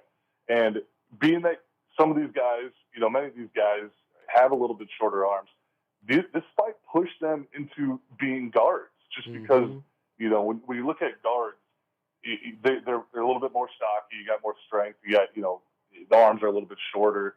You work better in a phone booth. You work better in contained areas. So watching some of these guys, I want to see, you know, I brought up Elijah Vera Tucker. He played a lot of guard during his time at USC. They kicked him out to tackle this last year. He played really well. So I want to see him fail at tackle first before I kick him inside the guard. If that makes sense. Yeah. Because because with his type of athleticism, these guys, the type of skill and technique that they have, they're going to have success inside playing, you know, tighter with that center. What about this edge class? That seems like we'll talk about receivers also, but really tackle, edge, and receiver are the spots that we've spent most of the time talking about. And again, whenever you're talking about the class at 31, it's different than talking about the very top of it. But I've seen the maybe top 5 or 6 guys really across the edge position in this class really fluctuate all over the draft board. What do you make of the unique qualities of this edge class? Yeah, I personally like this edge class in terms of depth and potential. There's not a lot of guys that are going to just wow you and jump off the screen and you're like, wow, this guy's a top 10 player. Because there's, you know, in my opinion, from what I've seen from these guys, you're not going to find a defensive end that's worthy of a top 10 pick. I know a lot of people talk about Gregory Rousseau, a lot of potential, a lot of tools with him, but I personally don't see him as a top tier type of pick. One of my favorite players in this draft class is the Penn State defensive end, Jason Owa, who was on Feldman's freak list. And, you know, when I saw that, I instantly turned on the film and you can see the potential. It's crazy. It just jumps out at you with him. I personally think he's going to be a top 15 pick, so you're going to have to trade up for him. You know, but a guy like Jalen Phillips, who there are some off-field, you know, concerns. You know, how dedicated is he to football with it? You know, he's got the rap career. He's also retired because of medical issues previously and has come back. So a guy like that could be there for you. Ellerson Smith, he's from Northern Iowa. Obviously didn't play this year with the FCS, you know, not having a football season. But he's put on weight. I want to say he's up to like 265 now and has shown potential to be able to kick inside or be that wide 9 where he's rushing from a spread out formation. So there's a lot of potential with this class. You know, I think you're going to find someone on day 2. If you're the Chiefs, you know, this is the area that I would look to address that on day 2 and make sure I get one of these guys that have more hot. You know, they might have a little bit lower of a floor, but that ceiling is, you know, it's big boomer bust type of prospects at that area. Yeah, and that makes me think that as a day 2 pick, I feel a lot better about it. But you mentioned Owe, and I almost brought him up specifically because he's been right in that range, and he seems to me to really fit a lot of the things that the Chiefs, and specifically with Steve Spagnuolo over these last couple of years, something that he really is going to be tempted by. If I had to guess between Spags and Brett Veach, the physical specimen that he is undeniable. And again, it seems like a really excellent fit for the Spag system, but his production at Penn State, especially most recent production, has been really underwhelming. So how have you sort of graded that out, understanding the physical tools that are there and trying to juxtapose it with an underwhelming stat line through college? Yeah, I mean, you see the numbers that he put up at his pro day. I mean, we were all shocked by DK Metcalf running what he did, but then you see Jason Owa doing similar things like that. It's like it's wild. Like you can see the freak, athletic, natural ability that he's got. Then you turn on the film, and when I watched him over the summer before the season started, you know, obviously he was playing behind Yetur Gross-Matos, so he'd rotate in, so he wasn't getting a whole lot of playing time. But when he was on the field, he was doing a great job at stopping the run.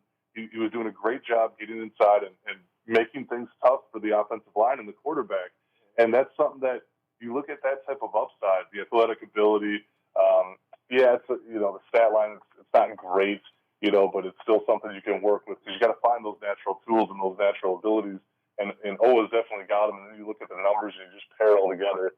And he was actually a top 15 guy coming into the summer for me. Obviously, would like them to produce just a little bit more, so I can, you know, get them bumped up a little bit. You know, I think he's sitting right around 20 in our ranking, somewhere around there.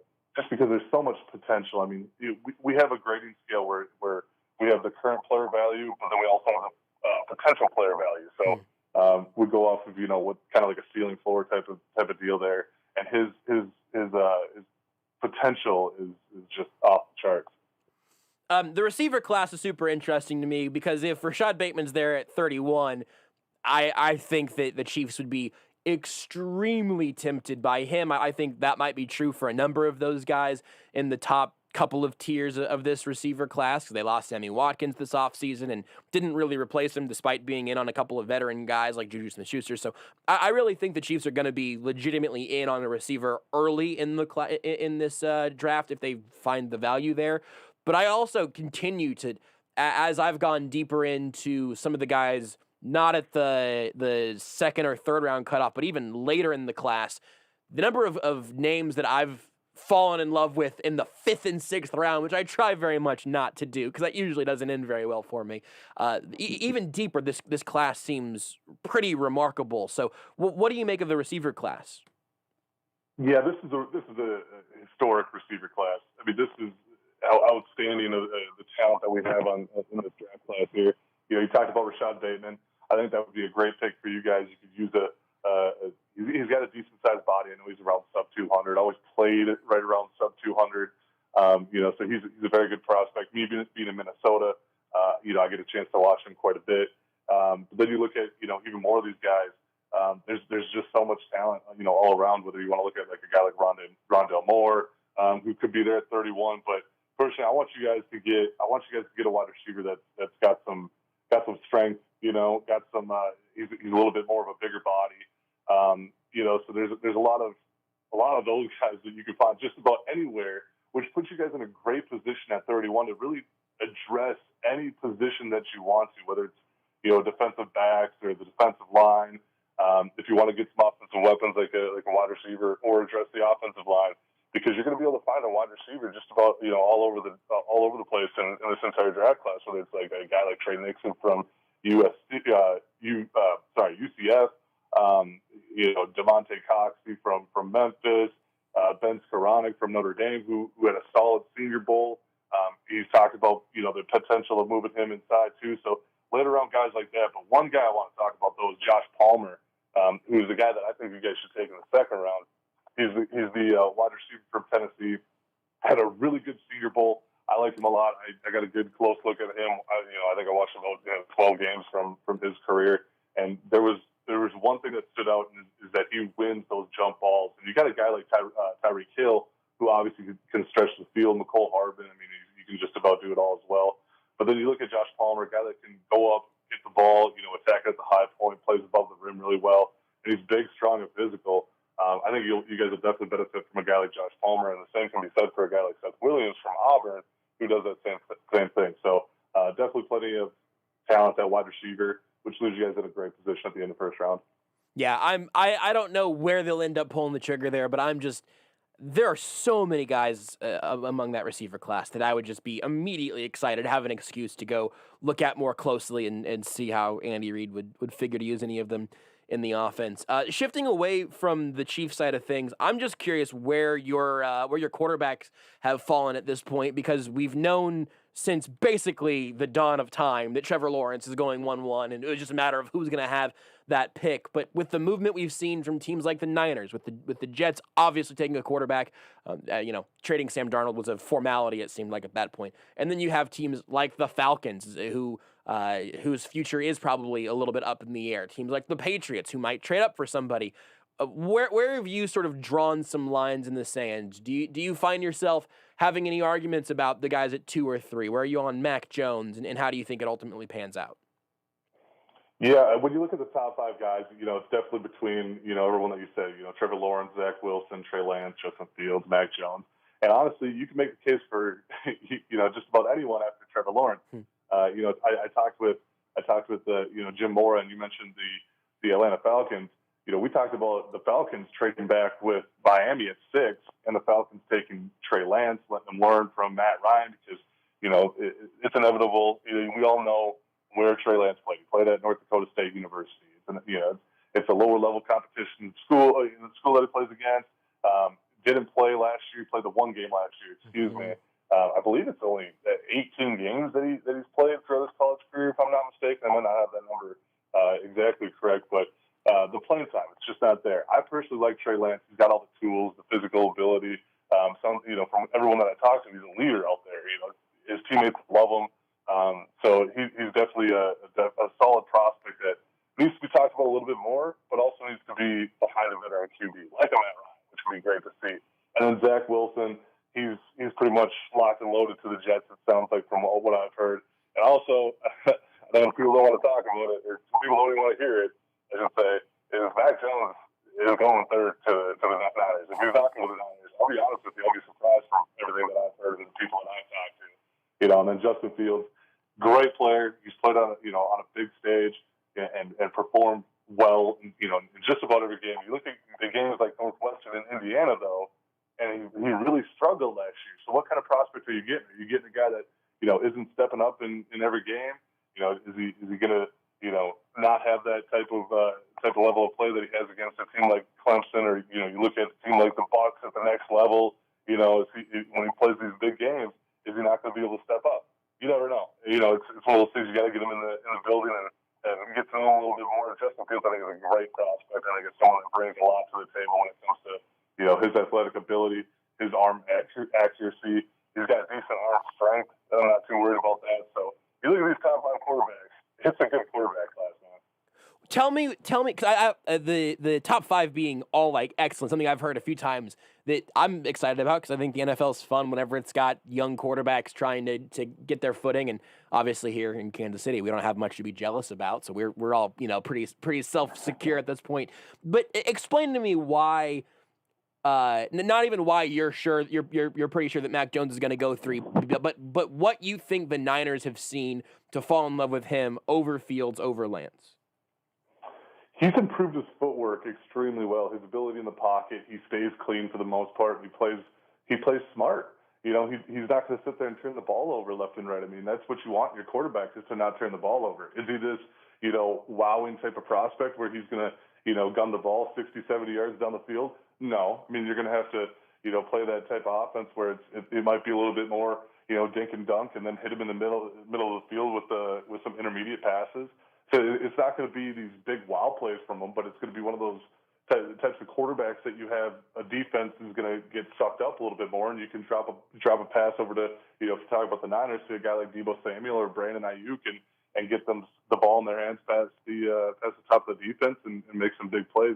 That's one area that I think Kyle Shanahan, he looks at them and he sees the improvement, and he sees the opportunity to make Mac Jones into that, not amazing quarterback or nothing like that, but that quarterback that can take him to the next level, that a guy like Jimmy Garoppolo just hasn't done yet.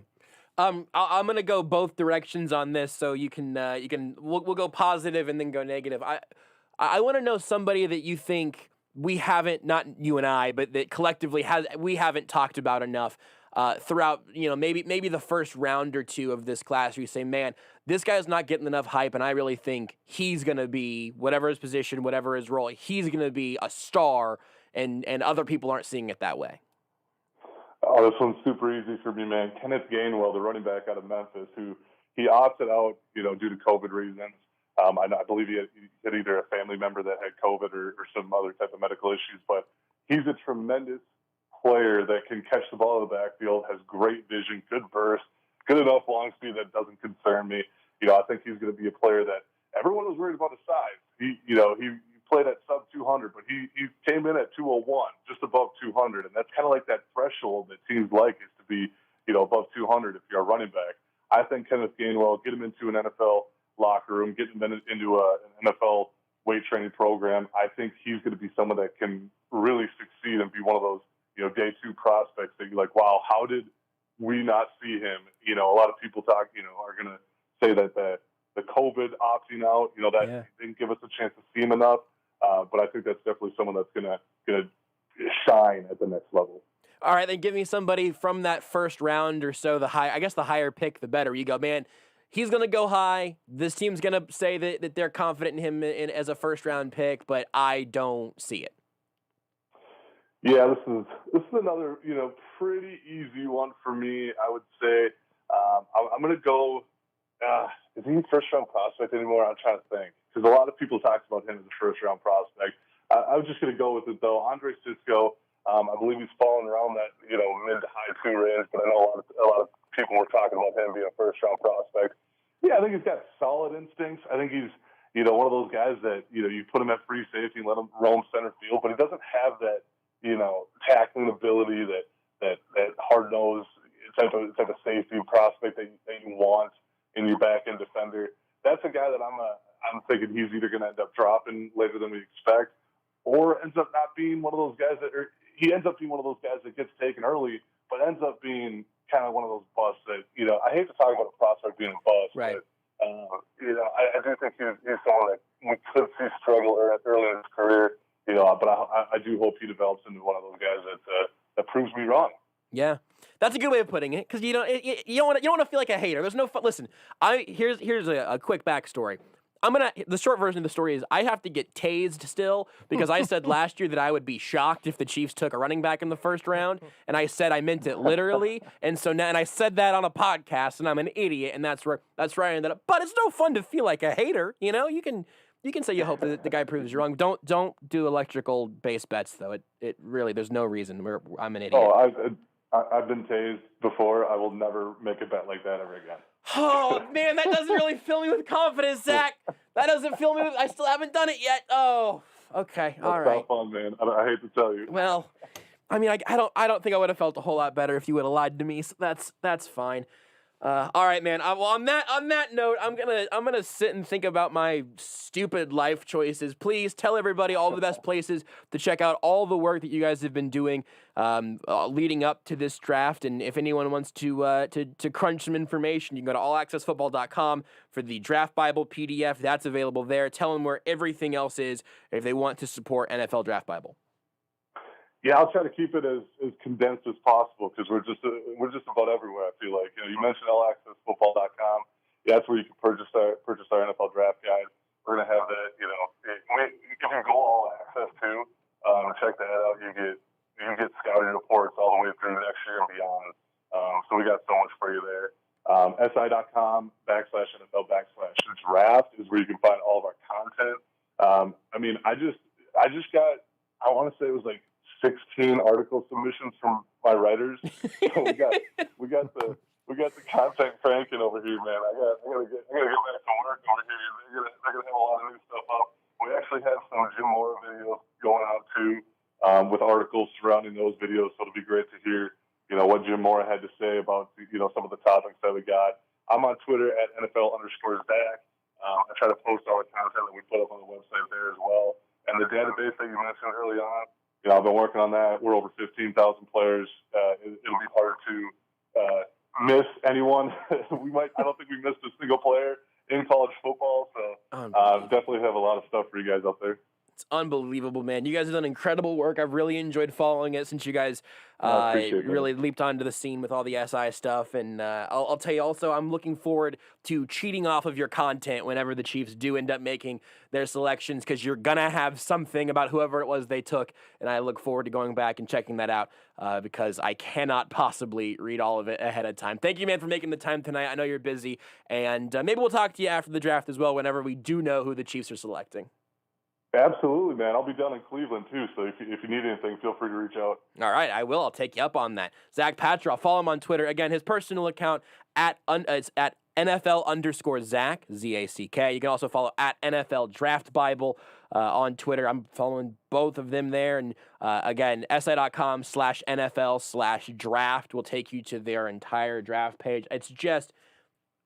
And plus the draft guide, it's just so much great stuff. I gave my secret away there, but as soon as the Chiefs make their selections over the course of the draft, I'm gonna go find whatever Zach and his crew put out and say, all right, here's what I need to know about this dude the Chiefs just took in the 5th round, because they've got a database of everybody in the sport. It's unbelievable. Follow him on Twitter at NFL_Zack, at NFL Draft Bible. We'll take a break. Whenever we come back, we'll talk draft stuff. We'll talk about the thing that I learned this weekend that I've been doing wrong to my body for months now. That's a very vague, obscure, and sort of troubling tease. We got all sorts of options. We'll talk about one of those things whenever we come back. Want more Almost Entirely Sports? Watch the show live on the Sports Radio 810 Facebook page.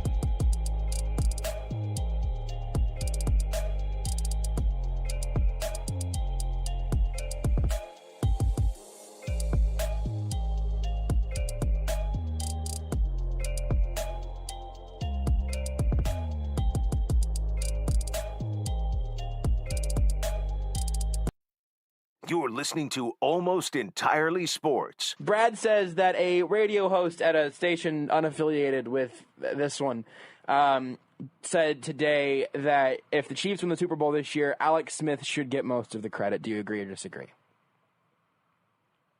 Shut up, Charlie. Shut up. I'm not mad at you. I'm mad at that idea and that phrasing. We are going He should get a ring, actually. Shut up. He should get one of those rings. Shut up. Shut up. With Joshua Brisco. If the Chiefs win the Super Bowl this year, should Alex Smith get most of the credit? They should name the trophy after him. Shut up and let the silence of the stupidness wash over you. We're going to build an Alex Smith statue instead of a Patrick Mahomes one. Going into the Hall of Fame together. FOH, as the kids say on Twitter. On Sports Radio 810 WHB. Thanks again to Zack Patraw for joining us. I had to deal with that liner over the course of the break coming back there, and I'm also trying to watch right now on my computer.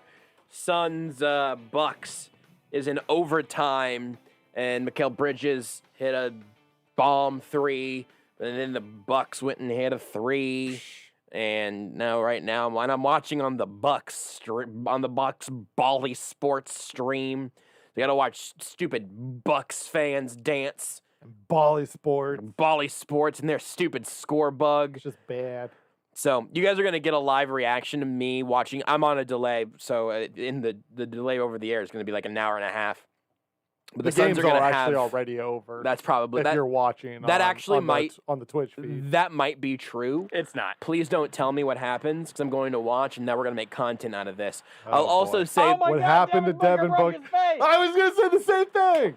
They have the ball and they can take the last shot. There's no way. Thanks to Milltime on Twitch for a tier 1 subscription. I really appreciate that. Also, resubbing. No, thank you for the resub. Actually, then no better way for me to thank you than to do it 30 minutes afterwards. Like if you're willing to give us money to watch our Twitch stream without ads and to support us that way, you also appreciate the fact that it takes us 30 minutes to. Oh, Booker didn't even get a shot off. Oh my God. Boy. He didn't even he broke his face. get a shot off. Oh, boy. He was dribbling for like 20 seconds, and he didn't even get a shot off. Oh, boy. Did they call a foul? Oh, boy. Did they call a foul? Oh, I boy. think so. Did they call a foul on that? Oh, boy. I don't know what it is, but I just see that Chris Herring tweeted, tell me they didn't call that weak-ass foul. ... Beards. Language. He did not get fouled. That is a horrible foul call, and I love it. And thank you. And you know what, referees in general, you owed the Suns one. All right, we'll take it. Thank you. Did they? Yes. Why? A decade of misery. A series of unfortunate events. What is this? For ejecting recompense for Steve Nash for all those years ago? ejecting Devin Booker for a bounce pass at a ref like a month ago. Or That was whatever over happened. 10. Oh, bleep He off, was trying dude. to take his head off. Are you kidding me? Wait, so they're reviewing it right now. Can they? Good. Reviews. Can they? Yeah, with 0 seconds left on the clock. This should not be a foul. Can they undo a common foul on a monitor review? What are they reviewing? Hold up. So there's 0 seconds left in the game? Yeah, the ball was in the air. So it's a tie game? Yes. Oh, boy. Yes, correct. Are they reviewing to see if it was a 3 or a 2? Oh, boy. Listen, if Devin Booker gets 2 free throws and misses them both, this game deserves double overtime, if that's what we're reviewing right now. I think they're reviewing a foul. At least that's what Twitter says. Yeah, can they review a common foul with no time left? Well, it maybe could be a Milwaukee coach's had a challenge left. Could be a coach's challenge. All right, the ref yeah. is talking. I just saw him put up a 2. They could have been looking at the clock maybe also. I see some clapping. They're showing Devin Booker. I'm watching it on mute. How happy are the Suns? They put 0.3 seconds back on the clock. They don't look very happy. Chris Middleton is definitely saying some things to Devin Booker right now about how it was not a foul, and I hate to disagree with Devin Booker on anything. The Bucks have 11 more free throws on the night. It's just payback, Beards. Refs are cheating them. Don't worry about it. Well, that's because they have Giannis. And All Giannis right. takes free throws. Devin Booker has Never heard of him. How many free throws does Ayton have this year? 7. Listen, Beards, if you think Booker made the first one, this game might be over. Finally, wow, that is a tough So there's foul call. 0.3 seconds left. Tough foul call. Holy Devin Booker has made a free Hey, throw. Miltime was still in the Twitch chat. He said no. He said NP, which means no problem. Love the show. Thank you, Miltime. I'm glad you're still here to hear me No, lately. Thank you. I think there's no time for the Bucks, actually. I think it's mill time for the Bucks. Mill time. Hey. God, this is frustrating. That is a bad, tough foul call, and It was the right call. Oh, Right. he Yeah, missed the yeah, second one on purpose, and ball game. Beards, if you think the way to get under my skin is to make fun of DeAndre Ayton, that might be like nobody else can make fun of my brother but me, but it's really not. Feel free. DeAndre Ayton has caused me a lot of pain. A lot of distress. Yeah. And here's the frustrating thing: you're not mad at him, you're just disappointed. Yeah, and he's also had some great stretches recently, so I'm probably lashing out for past flaws. Hey, you can never fully forget, a person's rocky past. But you're looking at your other son, like, hey, what could have been? And if that's true, and if they're gonna actually continue to be, maybe the best team in basketball, they're gonna they need the 2 seed in the West. Two seed in the West. Okay. Where's the Nuggets seed right now? I mean, the Nuggets, none of that matters because we have an injury. Here's the thing. Celtics seed right now in here's the the thing. weak maybe Eastern Conference? I think they're fourth. They're fifth. I think they're fifth. And a fake conference too. Wow. The Nuggets have here's the one benefit of Jamal Murray getting hurt is that you can never fully convince me that we weren't going to win the title this year. I always got that.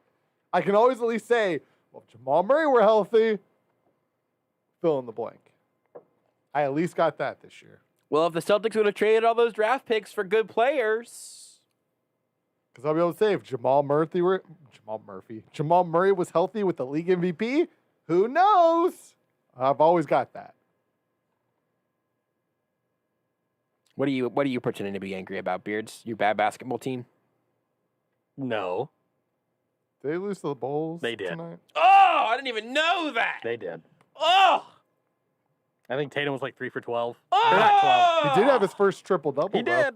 Yeah, he did do that. Is Larry Markkinen still in Chicago? I believe so. Yes. Hold on, don't say any other ones. Let's see who currently plays for the Bulls. I've got the roster up. They've got at least one young player that I should definitely know Yes. who's been very good all year. Yes.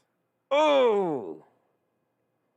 Can I get a first letter of his first name? Z. Is it Zach Levine? Yes. I almost got there, actually. I was nervous that I was thinking of somebody else. They also just traded for an all-star over the break. Over the all-star break. Oh, yeah, I remember now. Yeah. Whew. I got two. Formerly. Is Derrick Rose still there? No. What about Jordan? No. In spirit. He used to play for Tucker's old favorite team. Well, Aaron Gordon's a Nugget. Oh, did they get the big European guy? Yes. The other Nikola. Can you say his name? Vujicic. No. That was somebody else. Vucevic. That was Sasha Vujicic. Jokic. No. Nailed it. Bleep, man. Can I look it up? Can I look it up so I can read his? I bet I can get it. Is it Vucevic? Yes. No. Ha. Thanks, Rudy. Ha. Ha. We just call him Nikola. That's fine. Is there another bowl that I should know? Because I feel like that's it for me. Colby White. Sure. Is one of the guys that got punched in the face by Bobby Portis still there? No, he's in Europe now. And Bobby Portis isn't there either. Yeah, I knew Bobby Portis He's was in gone. Milwaukee. Yeah. All right, this is a good segment. Hell yeah. This is a good segment. Chaotic Warrior says, okay, but can the Suns beat a healthy-ish Lakers team? Yeah, Chaotic Warrior. Let me know when that team shows up. Well, I mean, he didn't even say healthy. He just said healthy-ish. Yeah, let me. I think go the ahead. Suns can beat a healthy-ish. Yeah, man. No, Lakers man. team. No, guys, you guys are right. Listen. Whenever LeBron and AD are both fully healthy and playing basketball, you let me know. Here's the thing. You let me know. If those two are both It's a fully war healthy, of attrition. if those two are both healthy, that's not a healthy-ish team. That's just a healthy team. A healthy-ish team Chris Paul is on. is like So when is LeBron his playoff James. injury? Chris Paul is on AARP right now, and he's healthy, baby. He's kicking. For now. For now, it's Just mid-late April. I know. Just wait. Just wait for what? Is that a threat? No, just I'm calling the cops. It Chris sounds Paul's like a annual threat. playoff injury. It's coming. Don't worry. Sounds like a threat. I'm calling the cops. Listen, man. Sounds like a threat. Just because you're hurt people, Beards, and I will not let you hurt me. You Can't cannot. hurt me. My knee already hurts. I feel no pain now. Rudy. At least the only way I can be hurt this year is if somehow Jokic didn't win the MVP, and then I'd just be shattered. No, I mean, listen, Jamal Embiid has a Murray's knee. case. No, not really. Giannis- Giannis There's is a getting whole snubbed over here, man. Bomani Jones like tweet thread, kind of showing that Oh, he yeah. doesn't really. The Bomani Jones tweet thread. That'll convince the voters. It's pretty cool that Chris Oh, Paul. I'm not saying it'll convince the voters, but like voters get stuff wrong all the time. The voters voted for Josh Allen like to be the MVP. The voters gave Josh Allen as many votes as they gave Patrick Mahomes. Like voters are just wrong sometimes, Beards. Like when they give Nikola Jokic the MVP. Which is why I'm worried that Nikola Jokic isn't going to win the MVP. It's not a lock by any means. It should be. It's not. Beards, you might know this because you're an NBA trivia Is he though? encyclopedia. Is he really an NBA guy? I mean, he hasn't even bought a Top Shot yet. That's a great point. I don't know if he's really an NBA guy. Has anybody? I imagine there was probably a Jordan year of this. I don't think LeBron ever did it, where they won regular season MVP and won the finals and then finals MVP. Olajuwon. Jordan did. Almost certainly He did. had to have. Jordan did. I think LeBron did. Maybe LeBron did. That was LeBron's during Miami. Cleveland year? No, that was during Miami. Like a Miami year. Who won MVP his Cleveland year? Was that a Steph year? Both of those were Steph years. And then it was Westbrook and then Harden and then, yeah. So you think three guys have done it then? Hakeem, Jordan, LeBron. Yes. And then Shaq. I always feel like you just Duncan. say Wilt because it seems like But there Wilt's was no done finals everything. MVP. But yeah. Because Russell was going to be the other one I said, and he wasn't. And there wasn't the he wasn't finals good MVP. enough. I just asked because it's going to be really, just really incredible company that Chris Paul's going to be in after this season. So I'm just excited for him. Chris Paul. Chris Paul won it over. I'm just excited for him, you know? Lifetime Achievement Award. He's never won it. Has he ever received a vote though? Yes. Probably. Better right? than Russell Westbrook then. Or Russell Wilson. You got it wrong twice. Whenever No, Beards... Russell Wilson has never received Russell an Wilson's MVP never vote. had an MVP vote. Oh, I thought you were trying to make a Bill Russell joke. No. Whenever Beards and I both like side-eye you on an NBA reference, I said that's a tough one for you. Now, to be fair, like Russell Westbrook at least like is an NBA player. I just meant Russell Wilson, a football player. Also, Russell Westbrook won MVP. That's what I was. Yeah, I was pretty I know, sure that but, like, happened. He averaged but a triple-double. yeah. He also shouldn't have, but that's another thing. Well, That's not going to be how the show ends tonight. It's simply not going to be. Whenever we come back, I'm going to finally reveal the thing that I've been doing wrong to my body for a month. At JB Brisco, at Beards McFly, at Not That Rudy, at Sports Radio 810. Just do it already.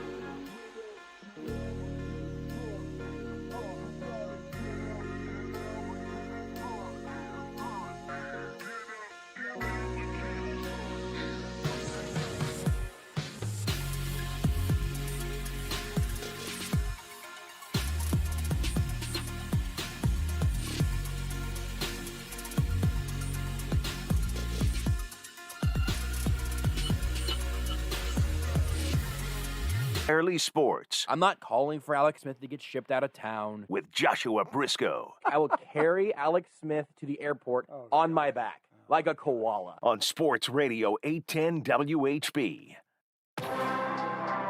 All right, two things. One, Beards, let the man retire on the mountaintop without dragging me, dragging him. I was just dragging you, really. That was all. Also, my sneaky favorite part of that liner is Frank Bull. Yep. Just going, oh, God. Oh, boy. This effing guy. Like a koala. That was during a... That was post-game. I think that was probably during a Chiefs preseason post-game yes. show. Because I don't think Frank and I ever did a regular season post-game show together. No, I don't think so. Anyway. Just, good. Here he goes. Go this guy. I was right. Oh. This guy. Was I wrong? Well, I just got kind of lightheaded. That was uncomfy. You know what that might be going back to? Might be The poor way I've been treating my body with chemicals. we're just talking about one way now. Just one specific way. There are many ways. We're just talking about one specific way. There are many. Listen, the foods that I eat, the substances that I drink, all of that off to one side. All of the allergies that I have, all the allergy meds that I have off to another. But over the course of this weekend, I believe it was former Interchin TJ tweeting at former Interchin Tucker about G Fuel. Now, in every container of G Fuel comes a little scooper that you use to scoop out like a serving size. Yep. And you've got like your small cups to get one scoop, and your bigger cups get a scoop and a half. Yeah. The scoop, I've always thought is sort of odd the way that it's shaped. I figured maybe it was like a proprietary design thing and that made it all pour out easier. It's like a normal little scoop with sort of a funnel kind of top, but it's not like by any means difficult to get the whole thing to fill up. It's a very wide opening at the top. Yeah, very easy. And so for the last few months, where I've been kind of enjoying the G Fuel energy drink alternative, I've taken a scoop because it's all fused together. Taking the scoop, being one full scoop with a little cone on top and the little bucket on the bottom. Dump it in. That's been one scoop. For a scoop and a half, I'll do that one, just filled up kind of to that. Basically to where the scoop turns into the funnel. That's sort of my half line, basically. And what I found out via TJ and Tucker is that the cap opens. Yeah. The funnel on the top, I believe it was Jordan Foote who said the funnel on the top is so you can pour it into a normal water bottle more easily. Correct. But it's all fused into one piece. It takes some doing to break the two pieces apart, which I have now successfully done. So I've been consuming more of the G Fuel at a time than I even had intended to. Yes. And just recently, I'd started kind of dosing it down a little bit because just a lot of those flavors just been really intense. But I wanted to, take the ratio that they suggested. Yeah. And I had been doing basically a double dose of this for a very long time. Yeah, you basically just been snorting G Fuel, which, hey, yeah, it's not the worst way to go, but it also might explain why it has worked for me pretty well. Yeah. Although I could drink a full double version of it or whatever 30 minutes before going to bed, and by the time I get to bed, sleeping like a baby. Easy. I used to be able to drink a Red Bull or a Bang and then go right to bed. Not a problem. I will still, just to get my allergies to stop, I'll pour G Fuel straight into my eyes. Yep. It'll burn off all the allergy issues, and then I'll just lay right to bed and go to sleep like a baby. Good show tonight, everybody. Maybe. I'm happy you've learned. Yeah, it took too long. You'll be better for Tomorrow, it. Seth Kaiser, 8 to 10 for us on 810. Talk to you then. Bye, Mom. You are listening to Almost Entirely Sports with Joshua Brisco on Sports Radio 810 WHB.